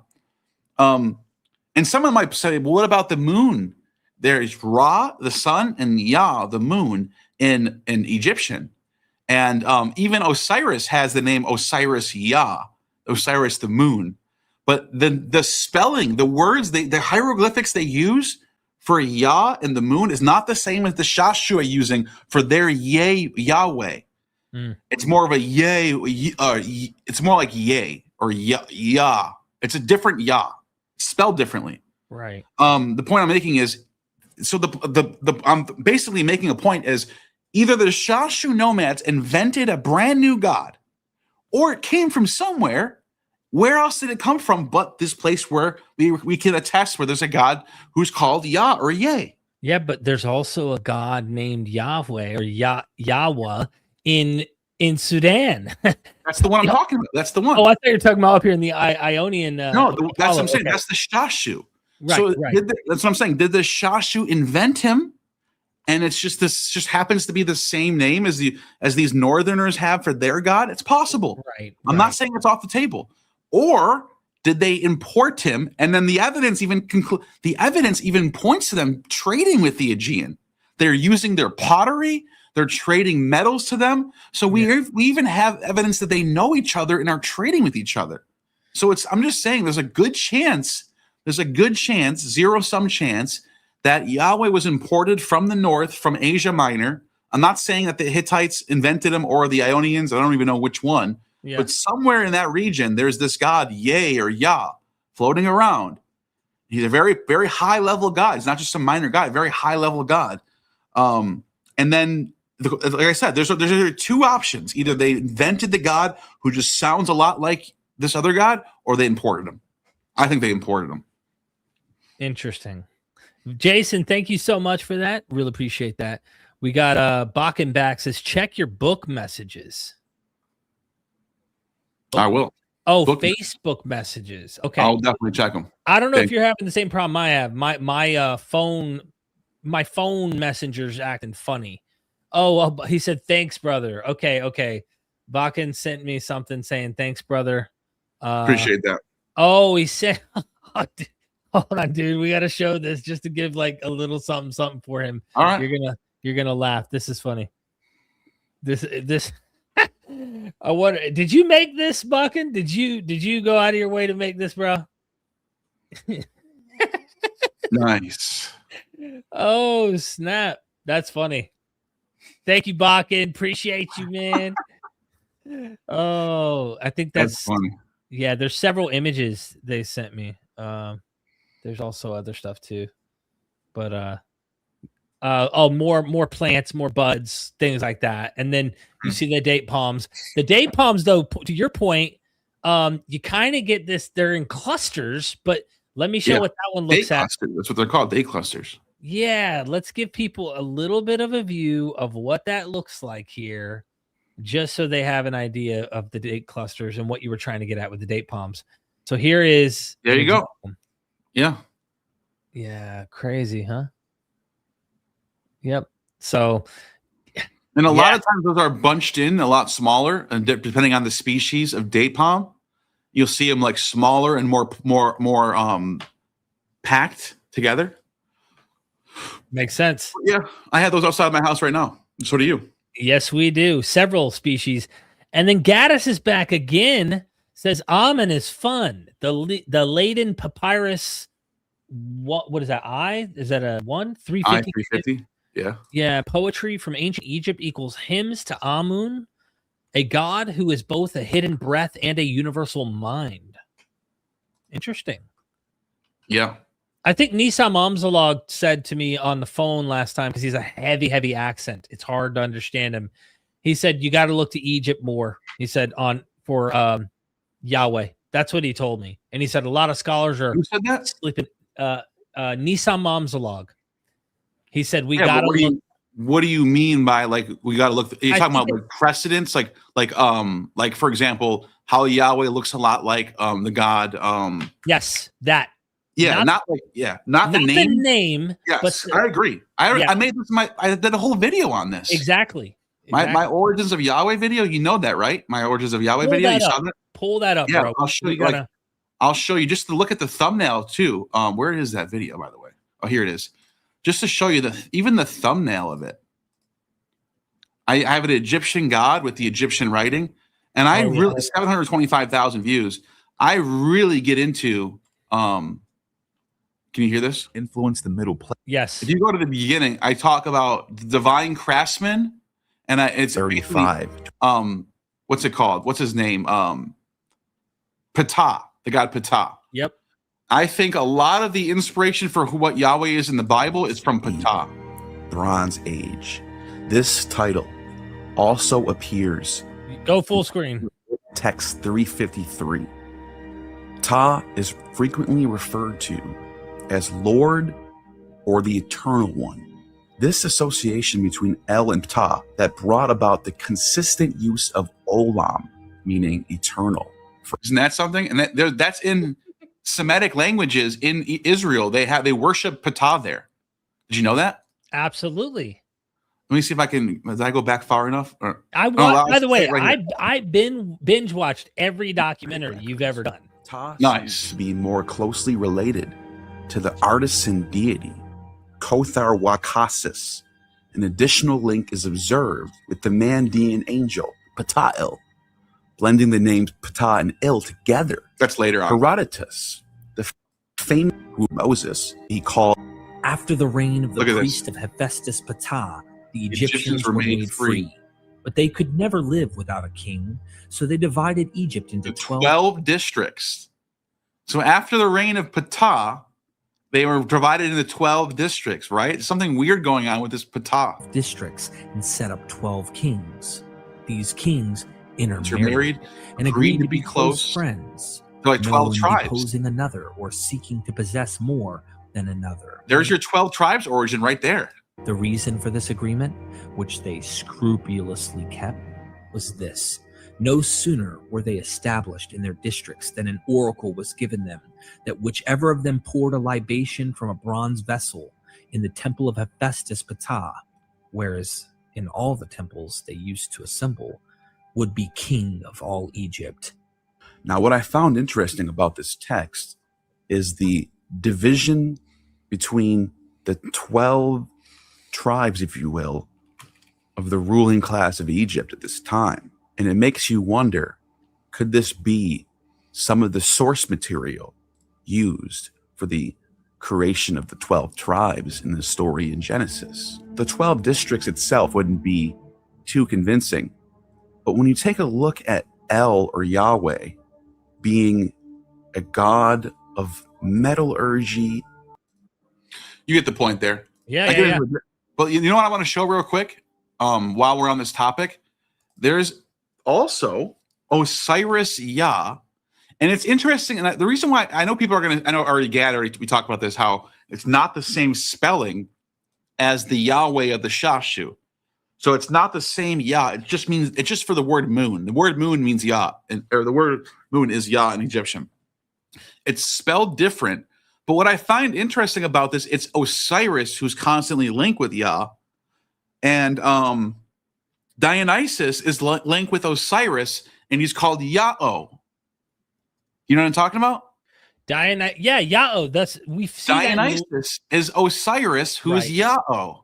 Right. Right? And there might be some lunar things going on. They might have tweaked the name a little bit. I'm saying like I'm just throwing out another speculative theory. You know what I mean? Like I'm not saying this is what happened, but check this out. When we look at Yah, let's see if we can look at his name. Moon. I guess in Proto-Semitic it's war, which is sort of debunks the idea that this is the root of Yahweh. But in the Egyptian it's Yah. And look at see, it's not spelled the same as the one that's on my thumbnail. It's different. Mm. And I guess it's like Ja or Ja. Anyways, the point I'm making is he's the moon god, you know, like Sol or Selene or something. Like he's the moon, you know. Right. But you can see Yah Jehudi. Weird, right? Yah was also assimilated with Osiris, god of the dead. Perhaps because in its monthly cycle, the moon appears to renew itself. That makes a lot of sense. But so I think there might be something going on with, you know, what's interesting right here, the child's side lock. He deferred usually wearing a full wig. Oh, instead of a child side lock. Never mind. Because I think that's a Hebrew thing too. The side lock. Yeah. You know, they seem to have adopted it at least from earlier Egyptian. Still dropped $9.99. Ooh, that's Spill in the house. Two contenders for predecessors to Yahweh are Baal and Seth. There was a Hyksos king of Egypt named Apophis around 1500. Yes, Apis. Seth Baal. Yes. Let's pull this up. Bring it up. Yeah. Thank you for the super chat. This is Herodotus is actually aware of this king. Let me just go back to this side lock thing real quick. Oh, it's another super chat already. By the way, there's like 4 or 5 before these that we didn't get yet. On All my end. All right, let's get to him in a second. Worshipping the deity comes out in your behavior. Worshipping the deity is the behavior. YHWH is war god. Thank you. I appreciate that. We'll get to that in a second. So this is the side lock thing you can see, but I actually wanted to show a Pepi. Herodotus knows who this king is. He mentions him. He's also mentioned in Berosus, so that people know this is a famous pharaoh from the Hyksos period. And want to know what's so crazy about this, Derek? Is Aeschylus and Apollodorus and a few other sources talk about Apis or Apophis coming from some holy bloodline that's going to birth Dionysus in his second coming. And it goes through Apophis, this Hyksos god, Hyksos ruler. So they thought that the Hyksos had a sacred bloodline, a Dionysian sacred bloodline that was going to like change the world or something. Like this is what they were saying in these texts. And it turns out to be a Semitic king of Egypt. It's just such a wild coincidence, isn't it? Yeah. But yeah, look at this. His name is Apepi.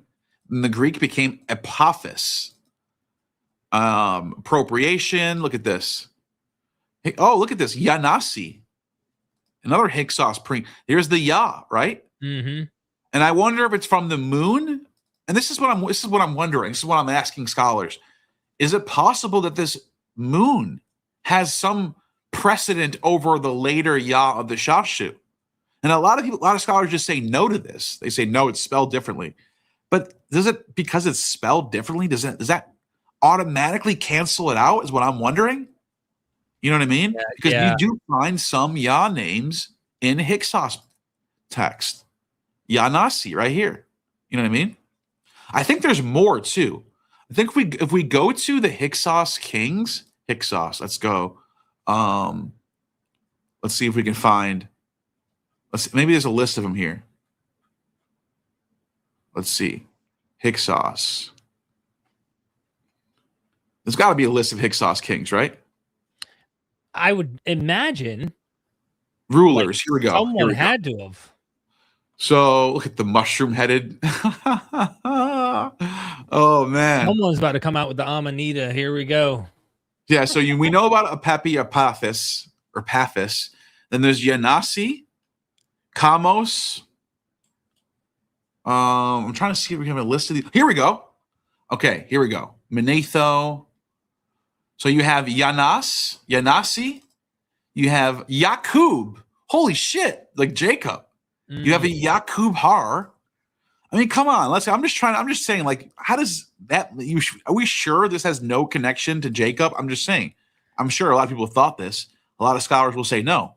I don't know. I'm just saying. How close were the Hyksos to the Phoenicians? You know what I mean? They were close. They were the same kin. They were close with them. And the reason I asked that is because they worship Baal. Porphyry, dude. Right. Porphyry claims that the Phoenicians practically had an earlier tradition that the biblical authors took from. Now, I wish we had the evidence of the Phoenician writings in great detail so we could prove this, but Porphyry must have had access to something we don't anymore. Yeah. Because it doesn't help their cause. Yeah. I'm going to hit this real quick. Victor says Hyksos may have identified sin with Thoth equals Jehudi. I'm not sure. DJE. I'm not sure how you pronounce that. Jehudi. Hyksos may have identified sin with Thoth equals Jehudi. Do you know? Jehudi is Thoth. That's just another way to say his name. Okay. So that's the moon. Sin is the moon. Yeah. Which is interesting because, oh my God, I just thought of this. The word of the moon in Egypt is Yah. Sinai is named after the moon god. So all you have to do is translate Sinai to Yah, and you have the same God, the moon god. That might be another possibility of how the Shashus got Yahweh. Might be a little tweak of the name Yah or something. Look at this, 15th dynasty. This is what their names are: Yanasi, Apaphis. I guess there was a Yaakov too. Now these are the ones that ruled in Egypt, right? These aren't the ones that rulers. Okay. Gotcha. The rulers. So, well, I want to find that one what was his name again? Jacob. Yeah, let me just see if I can go back to the page I was just looking at. While you do that, Grandpa of 10, thank you for the $4.99 super sticker. Really appreciate the support, my friend. I don't think you wrote anything. Let me double check just to scroll up. I got some super chats I need to hit. Here we go. Look at this. Yakbal. Yakbal. You were just wondering how close are they with their northerners? If his name is Yakbal, that's Lord. I mean, that could just be Lord Yak, but who's Yak?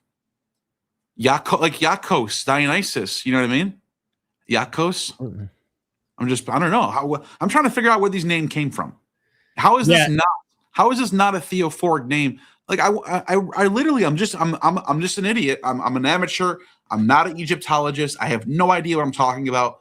But I'm confused of why these names aren't considered to be theophoric names of Yahweh. I'm legitimately wondering that. Right? Yeah. Are you? I have no idea. I want to hear an expert. I would love to hear what they're saying on this, you know? Absolutely. Tell Yahudi. That's Judea. That's what that is.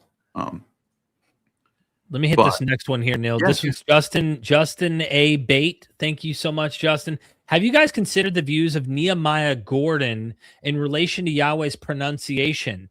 How does this alter the views, if any? Have you heard of Nehemiah Gordon's? No. Let me pull it up. I think, isn't he like I want to say like a Noahide or something, but I could be wrong. Nehemiah Gordon, Yahweh's pronunciation. I'm looking it up right now. Is Yahweh a possible pronunciation? Yeah. Let's see.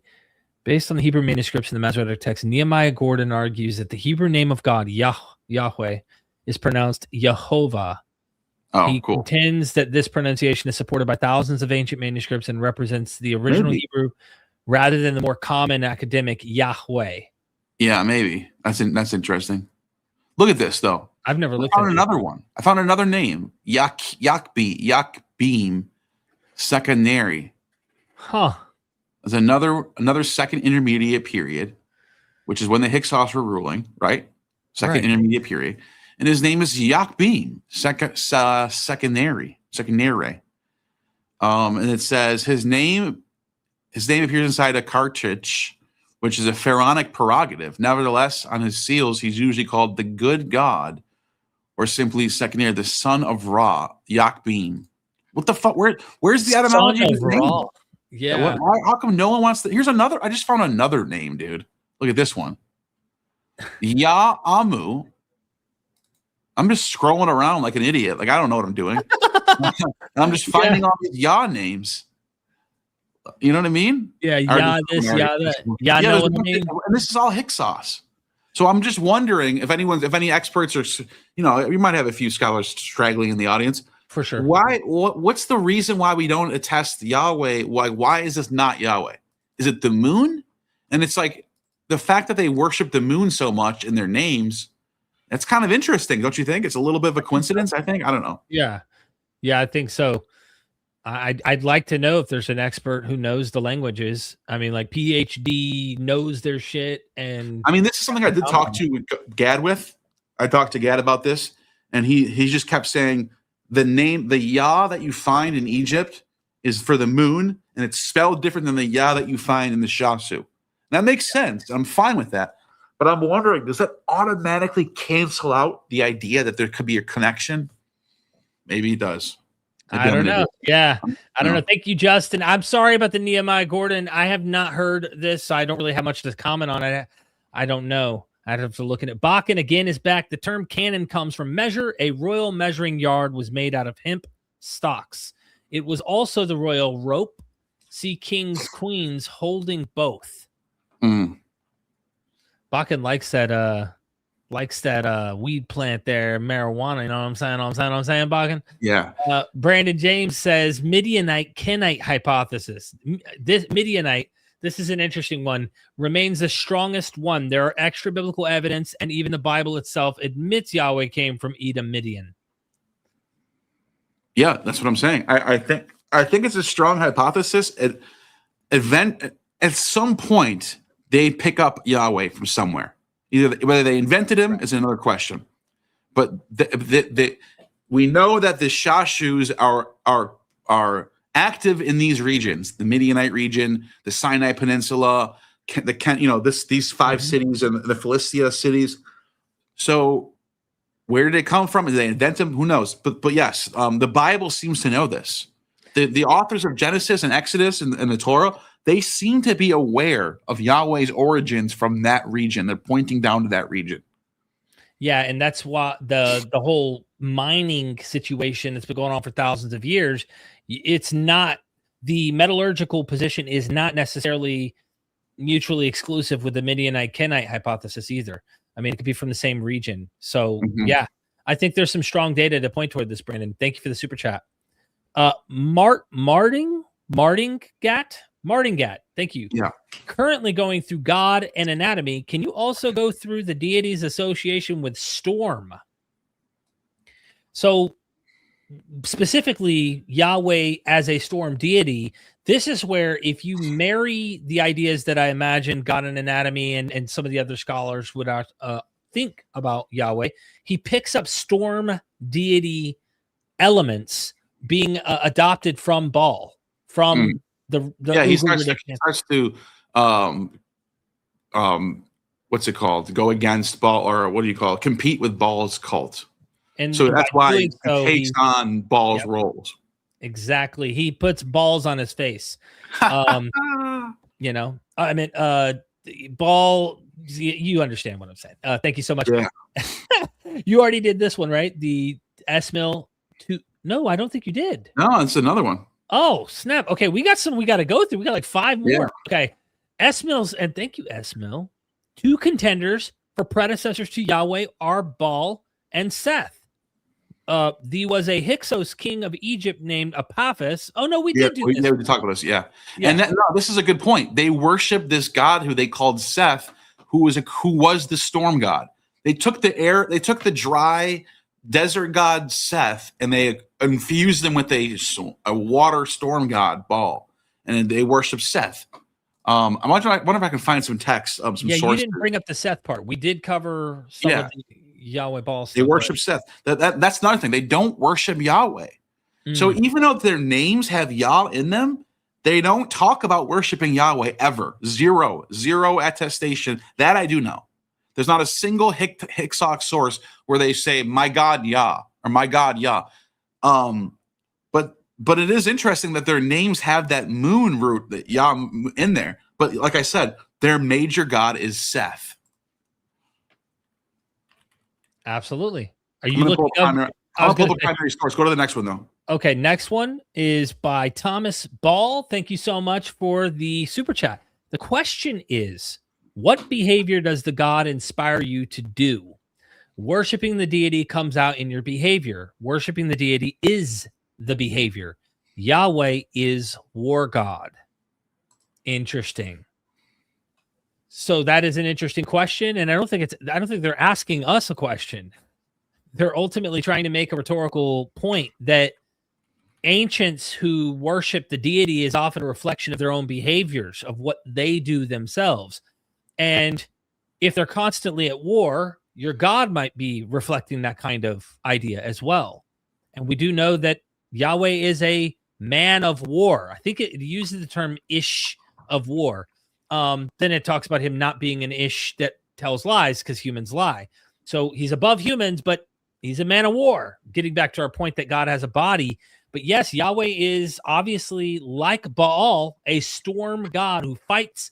He fights mythological creatures like Leviathan, or, in other cultures, the same god or the same entity of chaos being Lotan or Yam. Baal's fighting Yam. So you have this mythological warrior against chaos, but then you get that projected onto humans. That's how we get into crap we're into today, where other people groups are identified as chaos, as the enemy, as, what is it called? Amalekite, or not Amalekite, Amalek, and all the other crazy stuff that comes up. So yeah, oftentimes you get that attribute of that deity definitely reflects its worshipers more often than not. I agree with this statement. Yeah. There's a papyrus that I'm about to show you right now. I think this is it. Oh, here it is right here. So I can show it to you, but I'll read you the translation as I'm showing it to you. This one right here. This is from the Hyksos period, from Apaphis. It's called the Tale of Apaphis. It's so crazy. We keep running into Apaphis. Like it's divine. It's like a divine thing. You and I keep running into Apaphis. It's so weird. And you know what it says here on this text? It says, King Apaphis chose for his lord, his Baal, the god. It literally uses the word Baal. Chose for his Baal the god Seth. He did not worship any other deity in the whole land except Seth. And guess what? It also talks about how the land of Avarice, which is the city that their capital is. Let me see if I can pull up Avarice. Avarice, Hyksos, capital. Thank you, Thomas. Appreciate that super chat, man. Here it is. Appreciate it. So look at this. So that's the papyrus. It says they only worship the god Seth, no Yahweh, and it calls him a Baal. And then here's where they're located, and it's Avarice, and the city Avarice, which is in the north, happens to be where the temple of Seth is. So I wonder if it's even in here. And remember when we watched like the 10 Commandments way back when, and the Israelites were located further north in Egypt as well. Like they're overlapping Yahweh and Set. The two kingdoms, right? It's weird. Yeah. It's almost like they're And then look at this. Pharaohs of the 18th dynasty set up a capital in Thebes, and Avarice was briefly abandoned because that's just the Hyksos explosion, right? Right. And it says, just to finish Hold this on, off. Let them do the super duper. The God has spoken. And let's drop $4.99 wow. super chat. Thank you. My guys. Thanks. Appreciate you, man. Appreciate you. Thank you. Definitely. So it even tells us right here, it says, after the Hyksos explosion, which is when Avarice becomes abandoned, areas such as the Temple of Seth and the G6 region, whatever that means, remain continuously occupied. So we know that Seth is being worshipped by the Hyksos. The biggest temple of Seth is in Avaris. That's their capital. Not only that, we have papyri that survives to this day. I'll just show it one more time because it is pretty cool to look at this old 1700 BC surviving manuscript. You know how rare this is? That something like this survives? 17th. Damn. Yeah, this is like 1800 BC, something like that. Only Egypt, man. Only yeah, Egypt. And it survives in the sands there. And it literally says, my name is Epaphus. I'm a Semitic ruler. That's basically what it says. I'm a Hyksos ruler. My name is Epaphus, and I only worship the god Seth, who's my Baal. He's my Baal. Isn't that crazy? It's pretty wild, yeah. It's not a monotheistic thing, though. It's a henotheistic thing. Right. Notice how he's acknowledging there's other balls out there. I know there's many balls, but I only want one big ball. I just want these balls. I want these balls. Oh, snap. Crayola Conscience? Oh, you got a super chat? Smill still Yeah. got $4.99 super chat. I'll go back to yours in a The second. Hyksos rulers with Yah in the name was Semitic, not Egyptian. No. So was the Yah Semitic or Egyptian? No, that's the thing. I thought this too. I said, because I pointed this out. I said, look, this was like 2 years ago. I said, Dr. Gad, I'm looking through these Hyksos records and I'm finding all these names, not just from pharaohs, from random people with Yah in their name. What is going on here? And he's like, it's not the Semitic Yah, it's the Egyptian moon. A lot of people have the name Moon. It's a common thing. Selene is a common Greek name. People are named after the moon and the sun. Ra and Yah. So it's just a weird coincidence that you have a Semitic dynasty with Yah theophoric names, but it's based on the moon. I'm to this day, I'm still confused by that. It's weird. But that's the expertise. They know the languages. They're looking at this. They know this stuff. You know what I mean? Yeah. Wild, bro. Who knows? I wonder if there's anyone out there who really contests the other way around.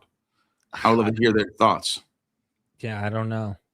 So, this is where we're at right here. Yeah. Cray, thank you so much. Is the Amphictyonic League functionally similar to the 12 tribes of Israel as sacred political federation or just a religious alliance?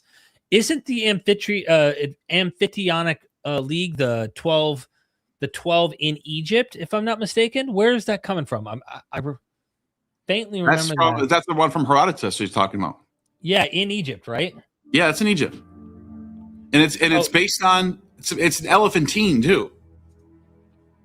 Yeah, it's 12 leaders, right, that shift. They in elephantine. Danny B's dropped $5 super chat. One could say there are different traditions and mythologies, adapting the chthonic and life-giving powers in association with local goods, custom. Yes. Absolutely. Let me show absolutely. Good point. Yeah. What was the one you just on? Yeah, real quick, just to show. That's the one you just, yeah. Let me show it just so we're on the same page. In archaic Greece and Amphictyon. I thought you were talking about something else. Okay. A League of Neighbors or Amphictyonic League was an ancient religious association of tribes formed before the rise of Greece. Now, the reason why I was asking this because the super chatter I had has 12 tribes of Israel.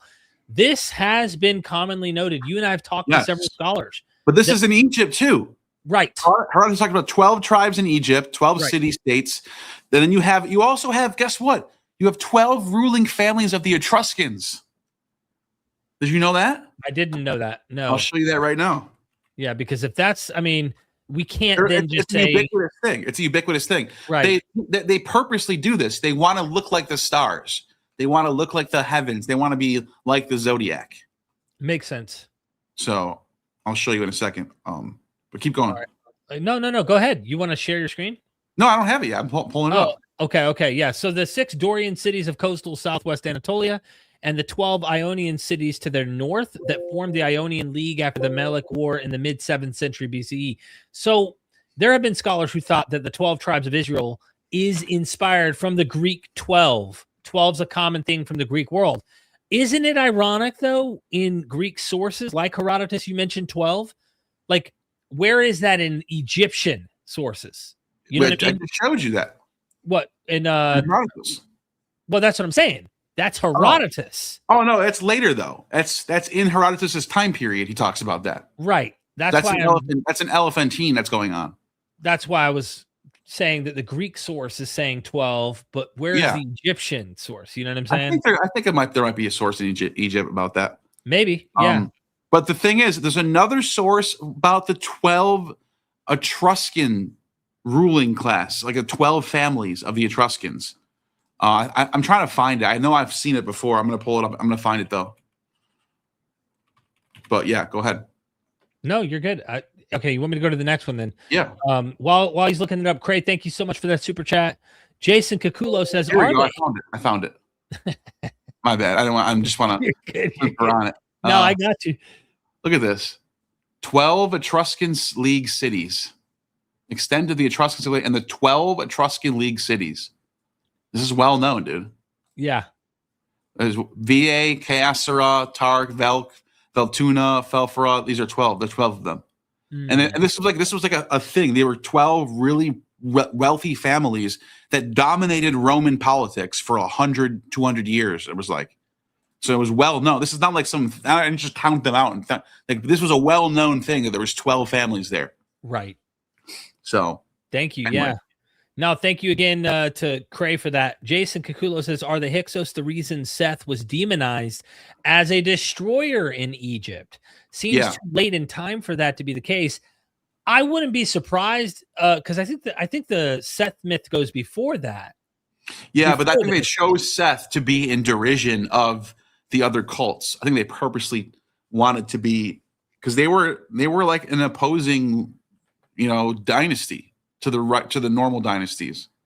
Yeah. So they were seen as outsiders. They worshiped the outsider god. Seth was not the god that most people wanted to worship. He was like a desert deity, an outsider deity. So the Hyksos purposely adopted this god and confused him with Baal. It wasn't the traditional Seth that they're worshiping. They have their own version of Seth. You know what I'm saying? You know what I'm saying? Yeah. Jason sent it twice. Sorry, Jason. I think it somehow sent it twice there. Did it? Yeah. A super chat from Alan. At Alan0465 dropped $5 super chat. Guys, when do we see El associated with tent dwellings? Is it before or after Ugarit? I think El was associated with Abu the next about El Kunisa. Yeah, I'm not, obviously I don't know everything about the Ugaritic text, but I do remember El was like a mountain god in the Ugaritic text. Right. So I don't know if they have tents up there. I don't know if it's just the mountain itself. But Ugarit was pretty urban from what I understand. Pretty much an urban, coastal, not desert. There's actually a lot of lush forest in Syria. There's the Epic of Kurta. So this is interesting. I love that epic. So, okay, he brings up Kunirsa, El Kunirsa, but in the Kurta myth, which is a fascinating story, I think it parallels Joshua's conquest and the Jericho episode where the walls come tumbling down. The story about Kurta is this king who needs offspring, and he can't get. But I don't know how this associates. So I'm sorry if I'm not answering this question, but I just figure I give background to people about Kurta because the tent dwelling the theme appears in the Epic of Kurta. In Kurta is this king. He can't have kids, right? What do they all want? You go back to Adapa. You can go back to before Adapa's myth. There's a king who can't have children in ancient Sumer, right? Anyway, they need offspring.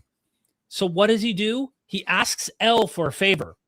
And he says, please give me offspring. And El says, okay, go to this place and do as I tell you, and we'll get you, we'll have you offspring. You need to go to this city, and you're going to do as I say. Before he goes to the city, he goes to the temple of Asherah. And he vows to her that if he succeeds and has offspring and she helps him, he will give her gold and silver and all this stuff. So he shouldn't have done that, though. Forewarning, spoiler alert, when you read the story, you'll find out why.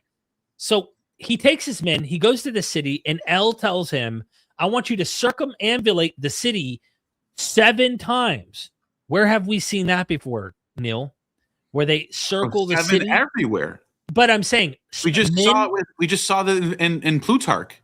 Men circling the city 7 times. That's in Plutarch with the birth of Horus.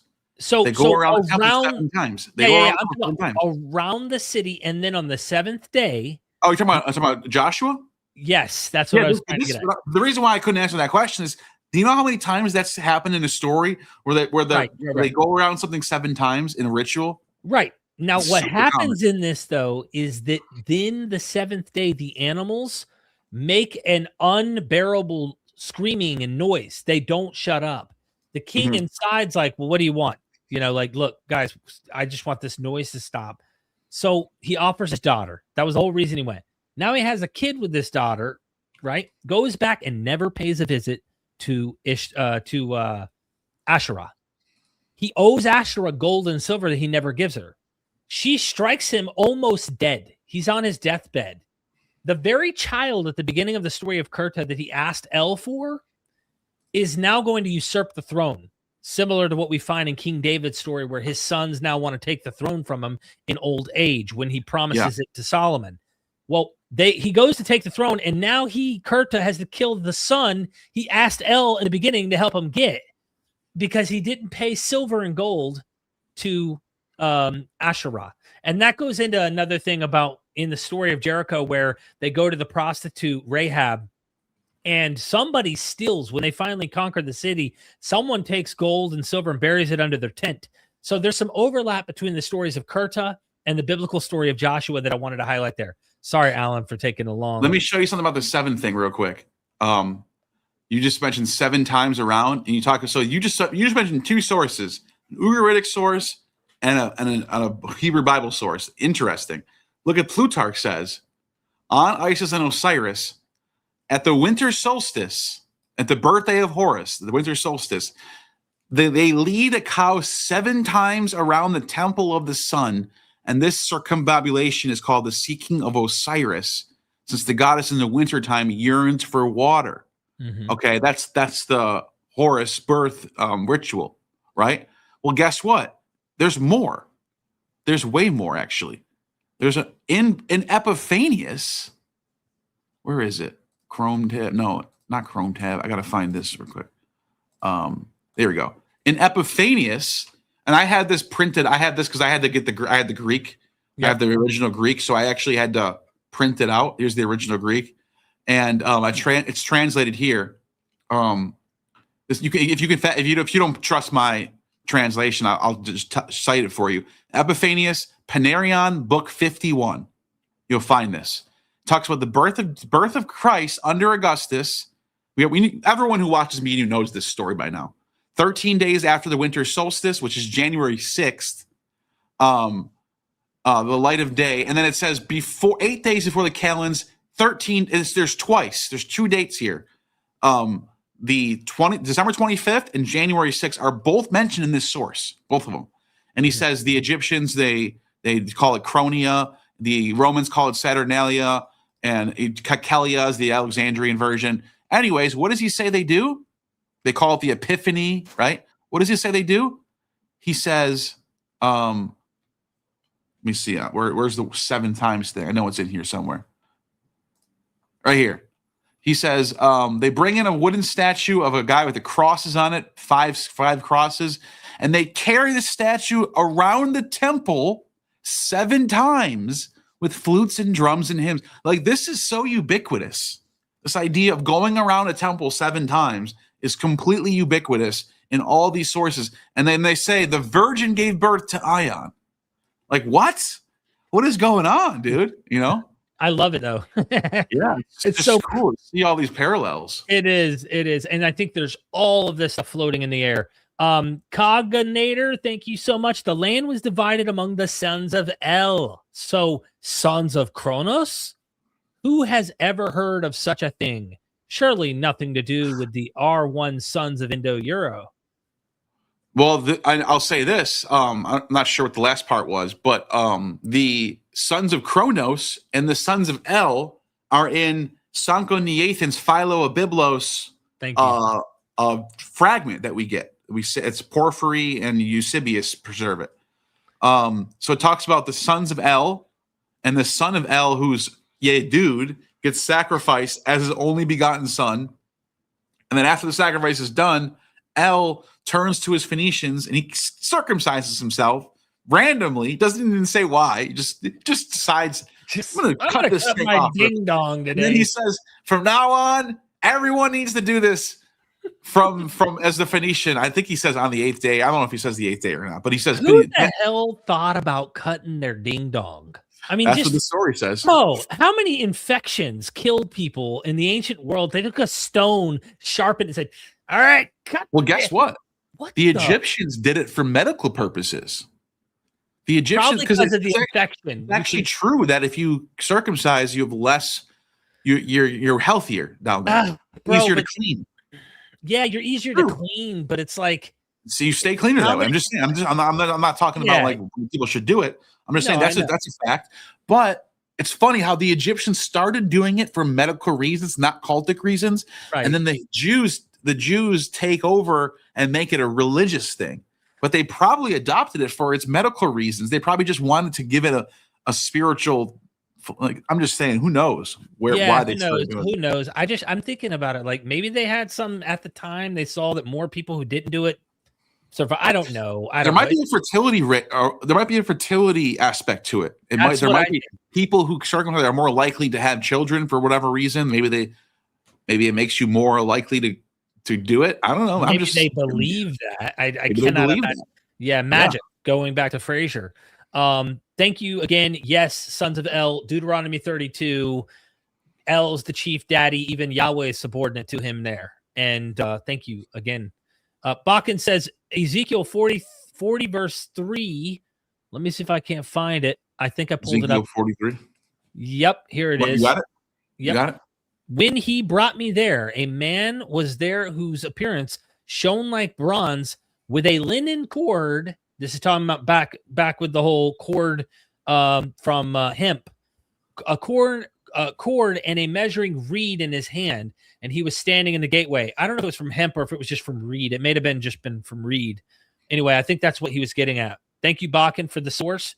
Just backing up what you were pointing out. And then Victor Engelman says Genesis 14:6, Hurrians in Edom. Remember Uli Kumi. So then I got this one. Is this Genesis 14:6? Pulling that up. 14:6 says, and the Horites in the hill country of Seir, as far as El Paran on the edges of the wilderness. Then they turned back and came to En Mishpat, that is Kadesh, and subdued all the country of the Amalekites and also the Amorites who lived in Hazazon Tamar. So Hurrians in Edom, Horites in the country of Seir. So this is El Paran. That's the edge of the wilderness. That's what he's talking about. Interesting. So they're all the way down there. I imagine waging war. I'm not sure. I'd have to go back and read, but I think a lot of this Genesis stuff is more like etiological myths of nations and trying to like address who they are whenever this the Hittites and the Horians are right next to them. They're right in the same general region. So yeah. I wouldn't be surprised. You got this one right, Mr. Lutz dropped $9.99 super chat. Who may have actually received the sacrifices throughout the Old Testament? If historical winking face emoji, whoever it was, I bet they weren't working the fields. Yeah. I mean, it does talk about the choice meats and all that stuff in like Leviticus and Deuteronomy. The choice meats going to the priest, and there's a burnt offering that goes to Yahweh. So there is ideas like these offerings do go to the priests. They do eat this food. As long as it's not a burnt offering. You know what I mean? Yeah. The burnt offering just gets burnt up. It's done. It goes to Yahweh.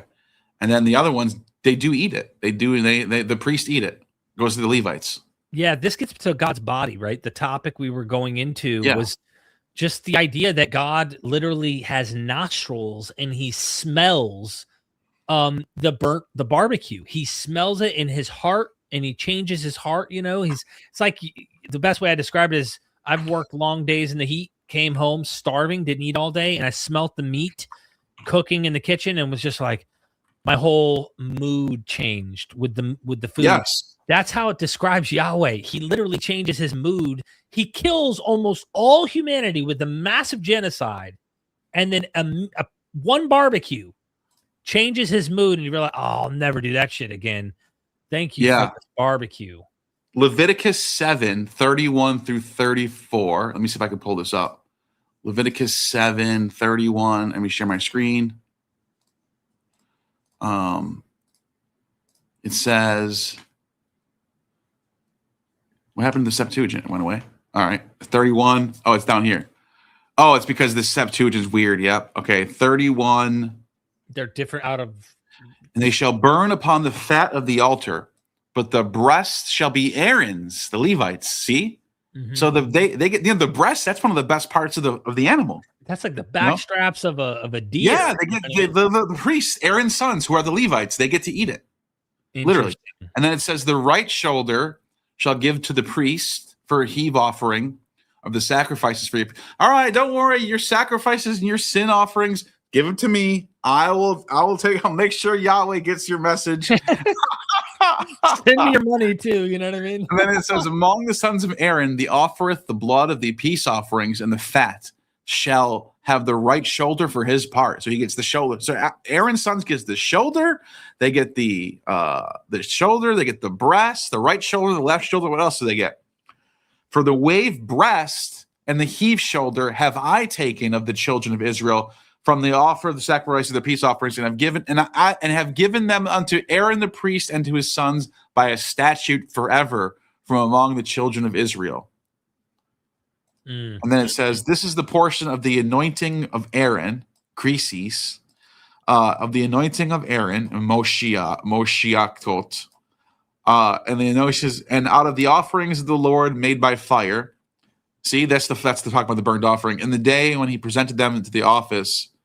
So anyways, the point I'm making is, some of them go to Yahweh, some of them go to they're right here. Look at in the place where they kill the burnt offering, shall they kill the trespasses? Blah blah blah. So some of them go directly to Yahweh, but the good shit goes to Aaron and the Levites, and this is about the Sadducees, by the way. And they gave this super chat earlier too. My guys, thanks. Appreciate that. You. Same person on your channel. S. Mill says the Hyksos. Thank you, S. Mill. The Hyksos rulers with Yah in the name were Semitic. We did this one.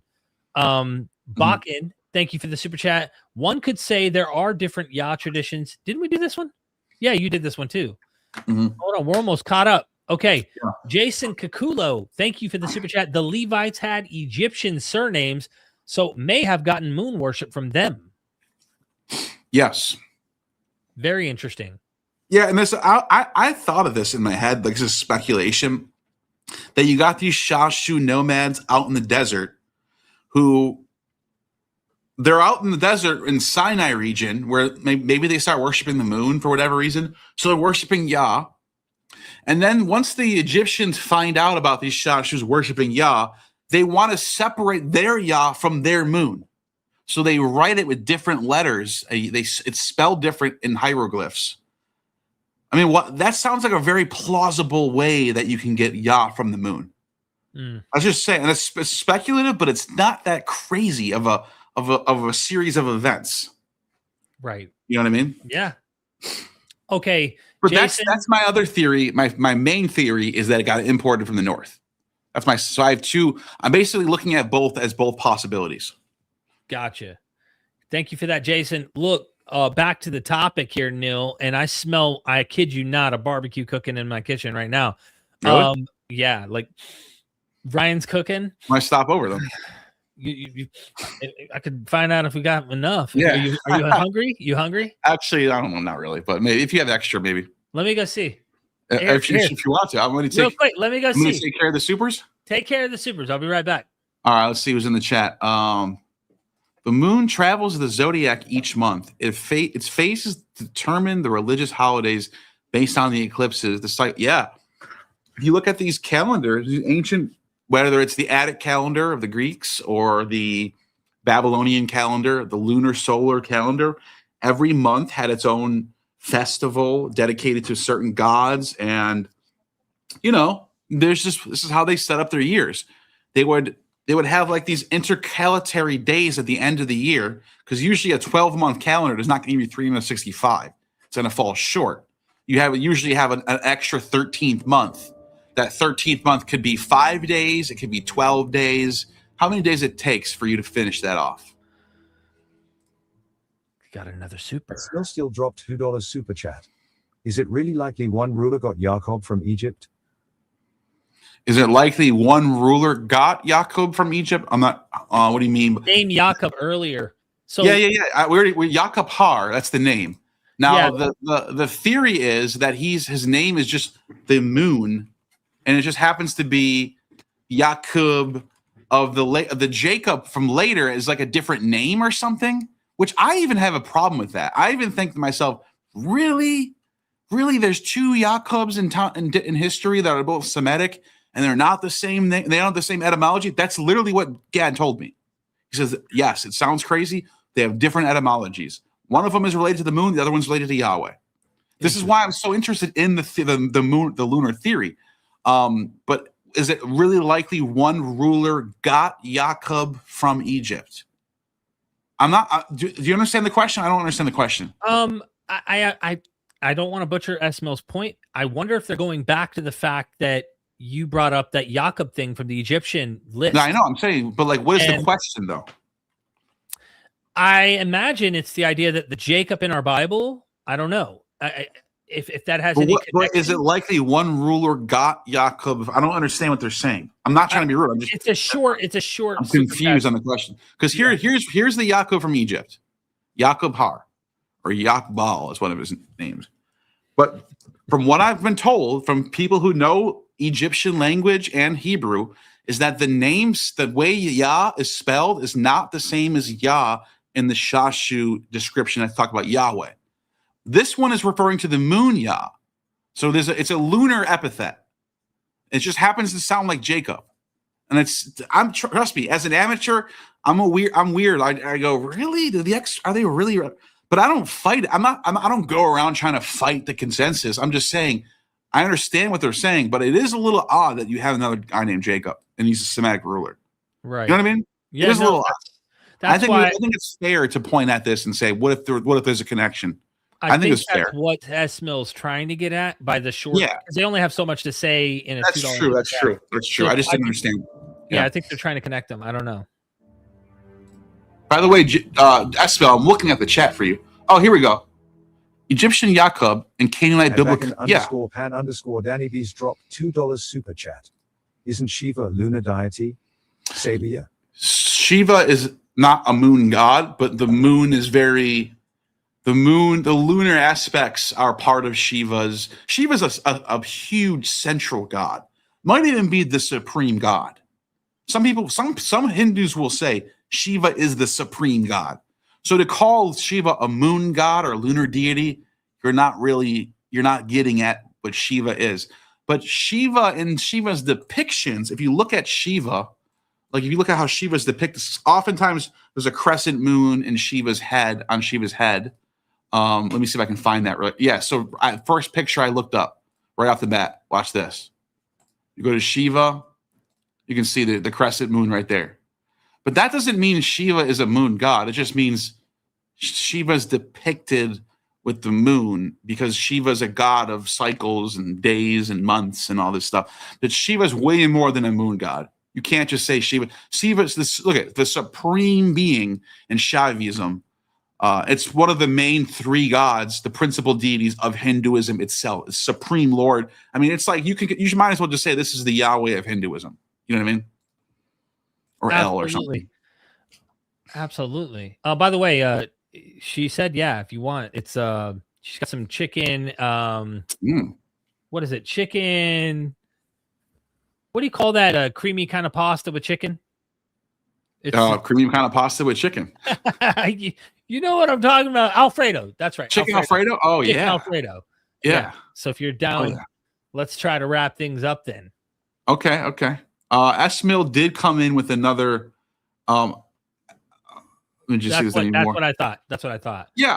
Yeah. I kind of get what are you saying? Is it more likely that they borrowed from the Egyptian, or that it's not the same? A scholar, an expert would say it's more likely that the names are coincidences. They're not connected. Right. I'm just trying to keep the audience educated on what the experts are saying. I'm not trying to be. It is. I think, as an amateur, as someone who doesn't know the languages, I think it's fair to look at these two names and go, is there a connection here? What do we know? Right? I'm just saying. I'm not. But from what I know, from what I've been told, it's just one of them has to do with the moon, and the other one has to do with Yahweh. Absolutely. And then we got one more super chat here. Aiden. Thank you so much, Aiden, for that super chat. They say, I love your interviews and they're good for sleep. Thank you. Awesome. I have a lot of people who say that the documentaries you and I do help them. They go to sleep listening to them. Yeah. They help them. Yeah. Put something on, some noise for the background. I like that. Exactly. I do it too. I can't sleep in quiet. I have to have noise. Like not loud noise or banging. Like I have to have continuous television noise on to sleep with. Exactly. Yeah. I wonder if that's a modern thing, because ancient people didn't have TVs and music playing. They had crickets. You can hear the person shitting next door. You know what I mean? Oh, we got another S-Mill. There we go. S-Mill's back. So. At Smill still dropped $5 super chat. Semitic Hiscos Jacob Baal. Biblical Jacob the Israelite. But one is Egyptian and one is Canaanite and unrelated? Yes. Seems too coincidental. I agree. It does seem coincidental. Real quick, because this point, they're saying they're Egyptian. They're Hyksos Egyptian, correct? I know. So they're actually Semites that are actually. Yeah, but the name that they're adopting in the hieroglyphics is from the moon. It's an Egyptian word. Right. I'm just saying they're not. It's not the theophoric element of Yahweh in Jacob's name. You understand what I'm saying? Yeah. And this is why it's so tempting to make a connection, because these are Semitic rulers. You want to go, it's got to be Yahweh. This has to be the root. Jacob, or it has to be the root. Yeah, it has to be the origins of Jacob's name, right? This has to be it. But scholars will say, no, actually, this name sounds like Jacob. It looks like Jacob. I don't blame you for even seeing that, but it just happened. This is the root for Yah. I'll show you right now. Yah moon. Mm-hmm. This is the name of this god right here, Yah, the moon god. It's not Yahweh. Right. It just happens to be a Semitic king whose name has this element in it, and it's not Yahweh. It's very fascinating. I think it's a really interesting topic. Interesting. Yeah, that's interesting. Really interesting. We got another one, I think. Yep. Oh, hold on. You got two more. Gaddis in the house says, last thing on Amun, said to influence pneuma word. Yeah, the pneuma is the breath or the soul, the breath. Yeah. You know what I mean? It's the spirit. It means like spirit or breath. Yeah, because Amun creates the Aeneid. It's in this Egyptian myth of Amun. He creates the Aeneid through his breath, through his spirit. So there is that. That is very true. Invisible creative force that is breath, like you said. Yeah. Okay. It's the Heliopolis. Oh no, not the Heliopolis. It's the Heliopolis is the one for Atum, and then Memphis is Ptah, and then Thebes. There's 4 different creation myths. There's Hermopolis creation myth, and then there's the Heliopolis creation myth, which is the god Atum Ra, and then there's the Memphis creation myth, which is Ptah, and then there's Thebes creation myth, which is Amun, and then there's another one. There's an elephantine creation story, which is Khnum is the creator, and he's just like Amun. But anyways, the point is, in the Theban creation story, Amun creates the 8 gods, the Agduad, and they become the Aeneid, and he creates them through his breath, through his mouth. He speaks them into existence. Absolutely. Okay, we got Farsight super chatted too. So let me hit that one here. Is it possible that they preserved the Hyksos, Jacob, or Jacob name in stories, which then inspired the later name? Possible. Everything's possible. Yeah, that's the interesting thing. You and I are like, huh? You know? Yeah, I mean, they could have, because they know who Epaphras is, Josephus. They all know these people. There's the records do come down. They know who the Hyksos rulers are, and they know that they were related to them somehow. They know this. So the idea that they come across this Jacob figure, and they kind of like remake this character into Jacob, I wouldn't say it's impossible. That's for sure. Yeah, It sounds like it could have happened. Who knows? We just don't have any evidence for it. We just don't. It's just speculation, you know. right. Another one here, Cognator. Thank you so much. Roman report of Judea religion. They worshipped Pneuma of Calus. Calus. Roman. Yeah, that's the god. Calus is the Latin god for Uranus. I mean, I know they have their own Uranus version, but that's a name from Greek. Uranus is a Greek word. Calus is the Latin version for the heavens and sky. It's sort of like how you have Athena and Minerva, but Athena also shows up in Latin spelled that name, Athena. But Minerva is the Latin version. Well, that's what Calus is. Calus is like the Uranus of Latin. I'll pull it up real quick. Pull it up. Yeah, pull it up. Yeah. Pull it up. Calus, primordial god of the sky, heaven. It's Uranus, you know. Look, it says right there, Greek Calus indicates the Roman counterpart of the Greek god. And look, you can see Uranus is you already have a Greek version or a Latin version of the name, but this is the official. Like Minerva is the official. Terra instead of Gaia is the official Latin word for Earth, not Gaia. Like they have their own names in their own languages. Jupiter instead of Zeus, right? But this is what Calus is Uranus. That makes sense. Mars instead of Aries, that type of thing. Saturn instead of Kronos. That's what's going on here. Yeah, I wasn't aware of Calus, so. Calus was a big deal. Calus is huge in the Mithraic religion. Oh, and the Hadrian's, I think it's Hadrian's breastplate. You ever seen that before? No. Hadrian, or is it Trajan's breastplate? Or no, I'm talking about Augustus's breastplate. That right? I know about. The yes, breastplate. Augustus's breastplate. Okay. So that's the one I wanted to show you. This one. Wait, what is it called, a breastplate? I don't think it is. I thought it's a shield that has all of it on there. Yeah, it's called. Well, anyway, I found it. I can just pull it up real quick. Calus is the god that's on top of it. Did you know that? It's not Uranus. It's Calus. So, why can't I find it now? Augustus's breastplate. Let me see. Is there another super chat? I think so. Yes, you did. You want me to pop it up? Yep, yeah. There you go. That's Alpha Lima Tango $5. Here we go. I found it. You need to interview anthropology names Manish Author, the Arabic origins of the Hebrew Bible, an ethno-historical study. Interesting. Was there an echo there? Yes, there was. It was going away, and I thought I fixed it, but now it came back. In an interview, Dana Reynolds Martin, the author of the African Arabic Origins of the Hebrew Bible. I'm definitely going to look into that. That sounds like a good idea. It sounds pretty damn good. I'm just saying. I'll definitely look into that. That's a good idea. Sure. I think. Well, are you saying you want to close out soon? Yeah. Ryan said you could come over and eat. Okay. Look at this. You see this? Yes. That's Calus right there. Oh, and so Calus he's Uranus. He's he's the god of the heavens in Latin. In traditional Roman religion, traditional, not the Hellenistic. Like if you go back to the Roman Republic and you pull Cato aside. Cato was a staunch conservative anti-Hellenizer. He was not a fan. He hated the Greeks. He hated the Carthaginians. He hated the Celts. He just loved his Latins. He loved it. I don't even think he was fond of the Etruscans, but he might have been. But anyways, if you would have pulled him aside and you would have said, what are your thoughts on Uranus? Uranus.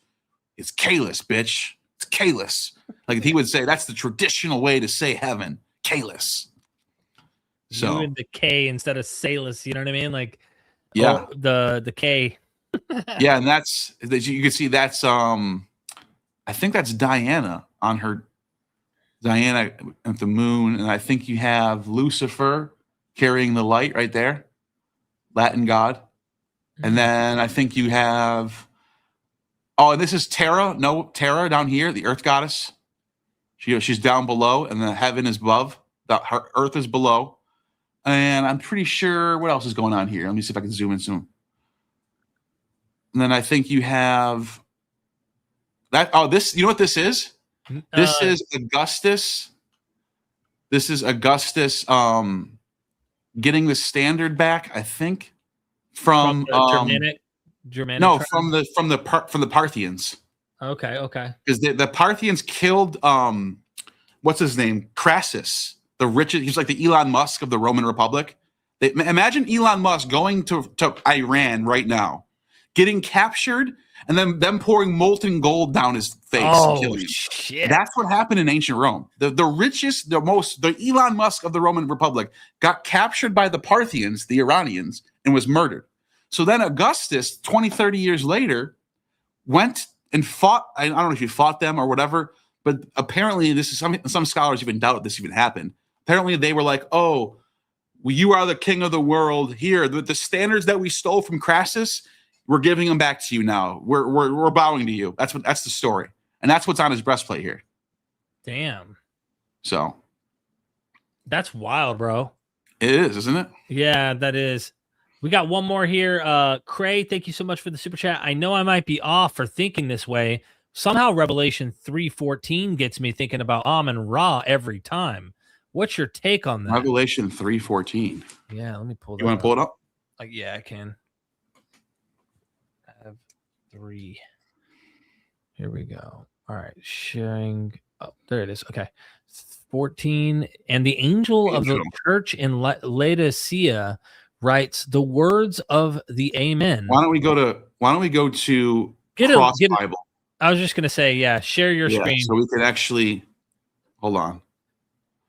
The words of Amen or Amen is what I imagine they think of. And true words. Okay, so let me see. Revelation 3:14.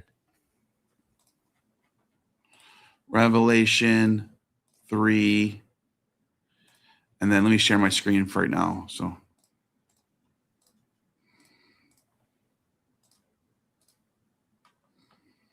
3:14. Yep. So first of all, let me get rid of this KJV crap. NASB. That's my preferred. 13. The one. Wait, is it verse 13 or 14? To the church and the angel of Laodicea, the Amen. So it says, let's see, it says, Kai to angeloi tes Laodicea, Ecclesias, the church, Graphone, right. It says, Tade lege ho Amen. It does say the Amen. That's the ho. The Amen. That's wow. So that's a very weird thing to write. The Amen. But that's not Amon, though. In Greek, Amon is spelled alpha, mu, and then omega. And this is a different word. You could see why they It's weird. It's weird that they say it, the Amen. That's a weird thing to say. But anyways, it says the martyr, or which means witness, by the way. That's not this word martyr doesn't mean he got killed. It means he's a witness, which is correct. This is why I like the NISB. It correctly translates this as witness. Opistit, the faith, and the elethenos, the truth, the ruler arche, tiseos, of God. Yeah, thank you. The origin of creation. Origin, arche could be origin. I said ruler, but it could be ruler or origin. I remember hearing this a while back from like a lot of the astrotheology kind of avenues where people were like, it says Amen, that's Amen, or sun is sun, like the sun in the sky, all that kind of stuff that you see. You want to know something funny about that before we close out real quick? Just on this topic, there is some nuance there. On Isis and Osiris, I can pull this up in 2 seconds. On Isis and Osiris, there is a, believe it or not, so if I do the word Amen, wait, I think it's Amon. Let me see. Here we go, right here.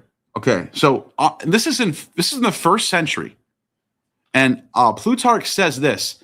Moreover, the people believe that Amun is the name given to Zeus in the land of the Egyptians, a name which we, with a slight alteration, pronounce Amon. Okay, so this is why I just said the word Amon right here. It's not the same spelling as Amen, right? However, we got a super chat real quick. Yep, we got a couple. Oh, a couple of them? Holy shit! I got one. You got one. Oh, Constellation Pegasus is in the house now. Constellation. $1.99 super chat. Have you looked at Megillah 12a? Megillah 12a. What is that again? Megillah 12a. Let me see. What about it? I mean, what about it? I can't just 70 years, Darius. Is that what you're talking about? The 70 years thing? Anyways, but let me just go back to this real quick. Amen, right? Mm-hmm. Pronounce Amen. But Benito, listen to this. Manetho, you all know who Manetho is. Yeah. He thinks the meaning of Amun is concealed or concealment. And let me just see, the words he used is, it's not even in Greek, it's in Egyptian. Lies in the word, Hecataeus of Abdera, our favorite guy, right? Hecataeus of Abdera. He's the first person, by the way, to mention Abraham, Moses, and the Torah in all of history. This is the first person to ever talk about them outside of the Bible. What does he say, according to Plutarch? He says that the Egyptians use this expression one to another whenever they call to anyone. For the word is a form of address. Now that's interesting. When they therefore address the supreme God, whom they believe to be the same as the universe, cosmos, as if he were invisible and concealed, and implore him to make himself visible and manifest to them, they use the word Amun, so great that when circumspection of the Egyptians and their wisdom touching. So, okay, what just happened there? According to Hecataeus of Abdera, the word Amen, by the way, just so you guys know, there's no vowels in Egyptian or Hebrew. It's A-M-N, 3 letters, A-M-N, both exactly the same. Amen, Amon. Amen, Amon. So exactly the same. Hecataeus of Abdera, who's the first person to write about Israel and Yahweh and Moses and all this stuff, he thinks that the word Amen is a form of address. That means you call out to the supreme God and you say Amen. That's what he's saying. So there is a theory that Amen and Amun are connected somehow through this theory by Hecataeus of Abdera. So I'm just pointing out there is some nuance there. Yeah, so you could see why someone's mind would go there. The next one is Gaddis says, thank you, Gaddis. Only remarkable thing for me equals 2 breaths idea. Yahweh. Because it would at least ground a deity in reference to a metaphysical breath and physical breath idea. Again, just to give you what Nisa Mamzalog said, and I thought it was interesting, is that when a metallurgy craftsman is doing their craft work, they breathe and blow into the fire. The breath is giving into the deity and all of that. There's some like sacred activity happening with the metallurgy from a craftsman. If you take the metallurgical view about Yahweh, that the melting of the metals is breathing into the fire. And so he thinks there's something to go on. There's some deep stuff that goes on, like Mircea Eliade, well-known mythologist and scholar. He highlights this stuff too. So Gaddis, you might be touching on something. You don't realize that it might be metallurgical. Who knows? Again, Constellation says Megillah 12a, and then followed with a comment to just say they're talking about the Cyrus material. So it's an argument. I've read this before, and because the reason why I was interested in it is because it talks about the 70 years thing. So it talks about Megillah 12. It says 70 years should be counted from the Babylonian exile, that he would accomplish the desolations of Jerusalem for 70 years. 70 years are calculated from the destruction of Jerusalem. And the reason why I was looking at this, because I was like, it is interesting that Jesus' birth is placed right around 70 years before the temple is destroyed. And it was sort of a mythicist angle I was going down, trying to look at, is it possible that this all was, you know what I mean? I'm just looking at it. That there's something I'm looking at, 70 years thing. What do you think about that? honestly, it wouldn't shock me. I mean, there's a lot of 70 years. Jeremiah prophesied 70 years until his fulfillment. Of course, the 40, it became 490 because it failed. Then you also have Honi. Did you know Honi the circle drawer fell asleep for 70 years? And really? Yeah, in the story, he meets this man who's planting this tree. And he goes, "What are you doing?" He goes, "Oh, I'm not planting it for me. I'm planting it for my children so that they can have food in the future." And somehow he sits and goes to sleep for 70 years. When he wakes up, he sees the man's children with the tree and stuff. There's a lot of interesting things with 72. I mean, there's 70 disciples, 72 disciples, depends on how you look at it. There's all sorts of stuff to dig into there. Yeah, he just pointed out again. They can't agree. It seems like rabbis. $2.99 super chat. They can't agree with each other. Frustrating to read. So check this out. So Jeremiah says, "When 70 years are fulfilled, I will punish the king of Babylon and his nation, the land of the Babylon." Now, what's interesting about the 70-year theory is after 70 years, it's the Jews who get punished after Jesus, but it's after his birth though, so it's a little clunky. It's not really. It's hard to go with this. This is something people have pointed out to me. The 70 years theory.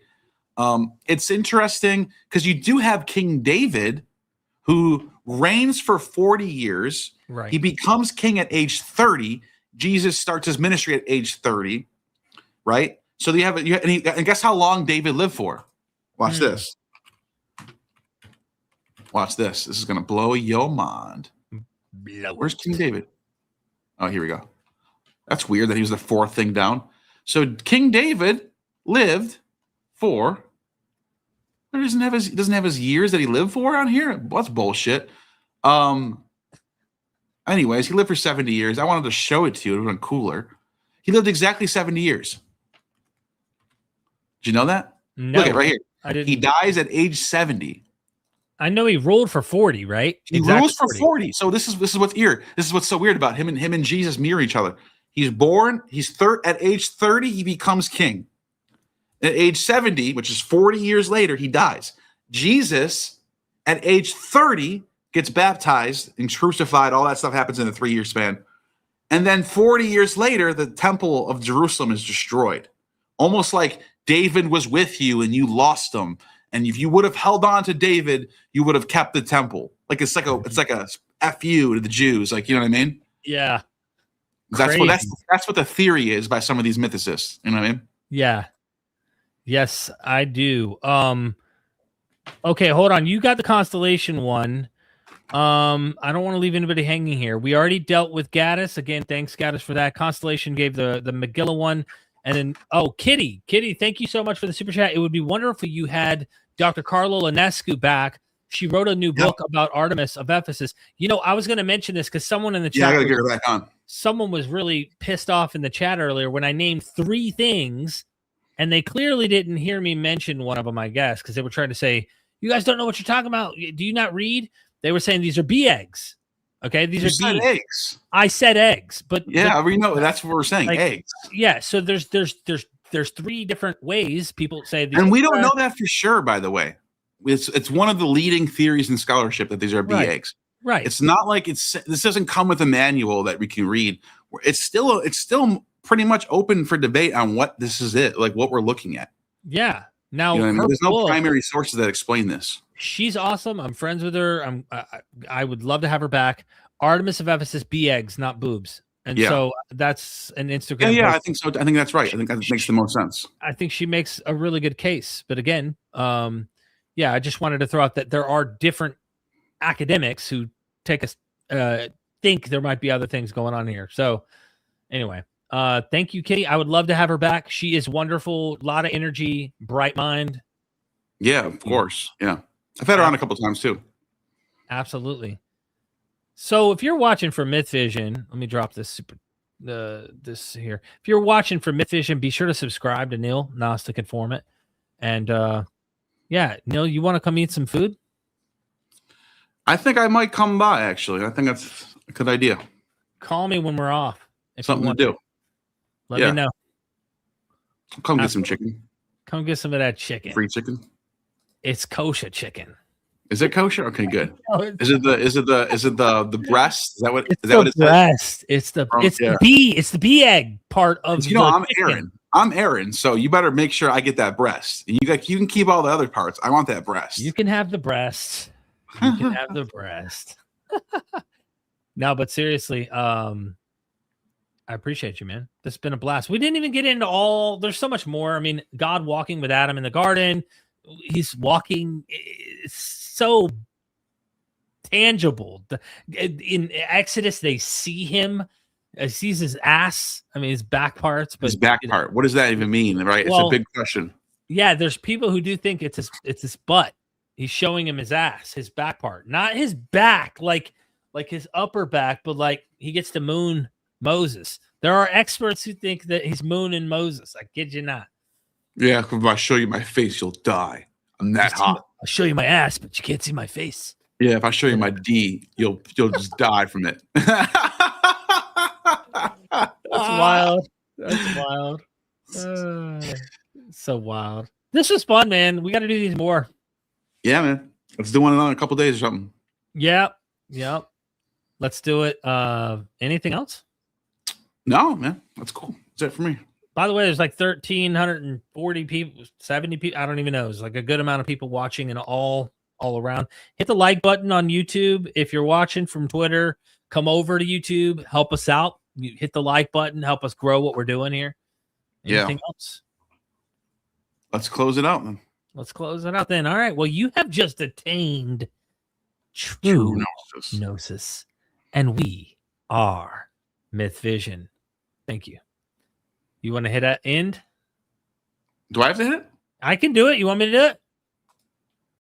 Son, do you want to know what the truth is? After this, there's no turning back. You take the blue pill and you wake up in your bed and believe whatever you want to. You take the red pill and you stay in Wonderland. And I show you just how deep the rabbit hole goes.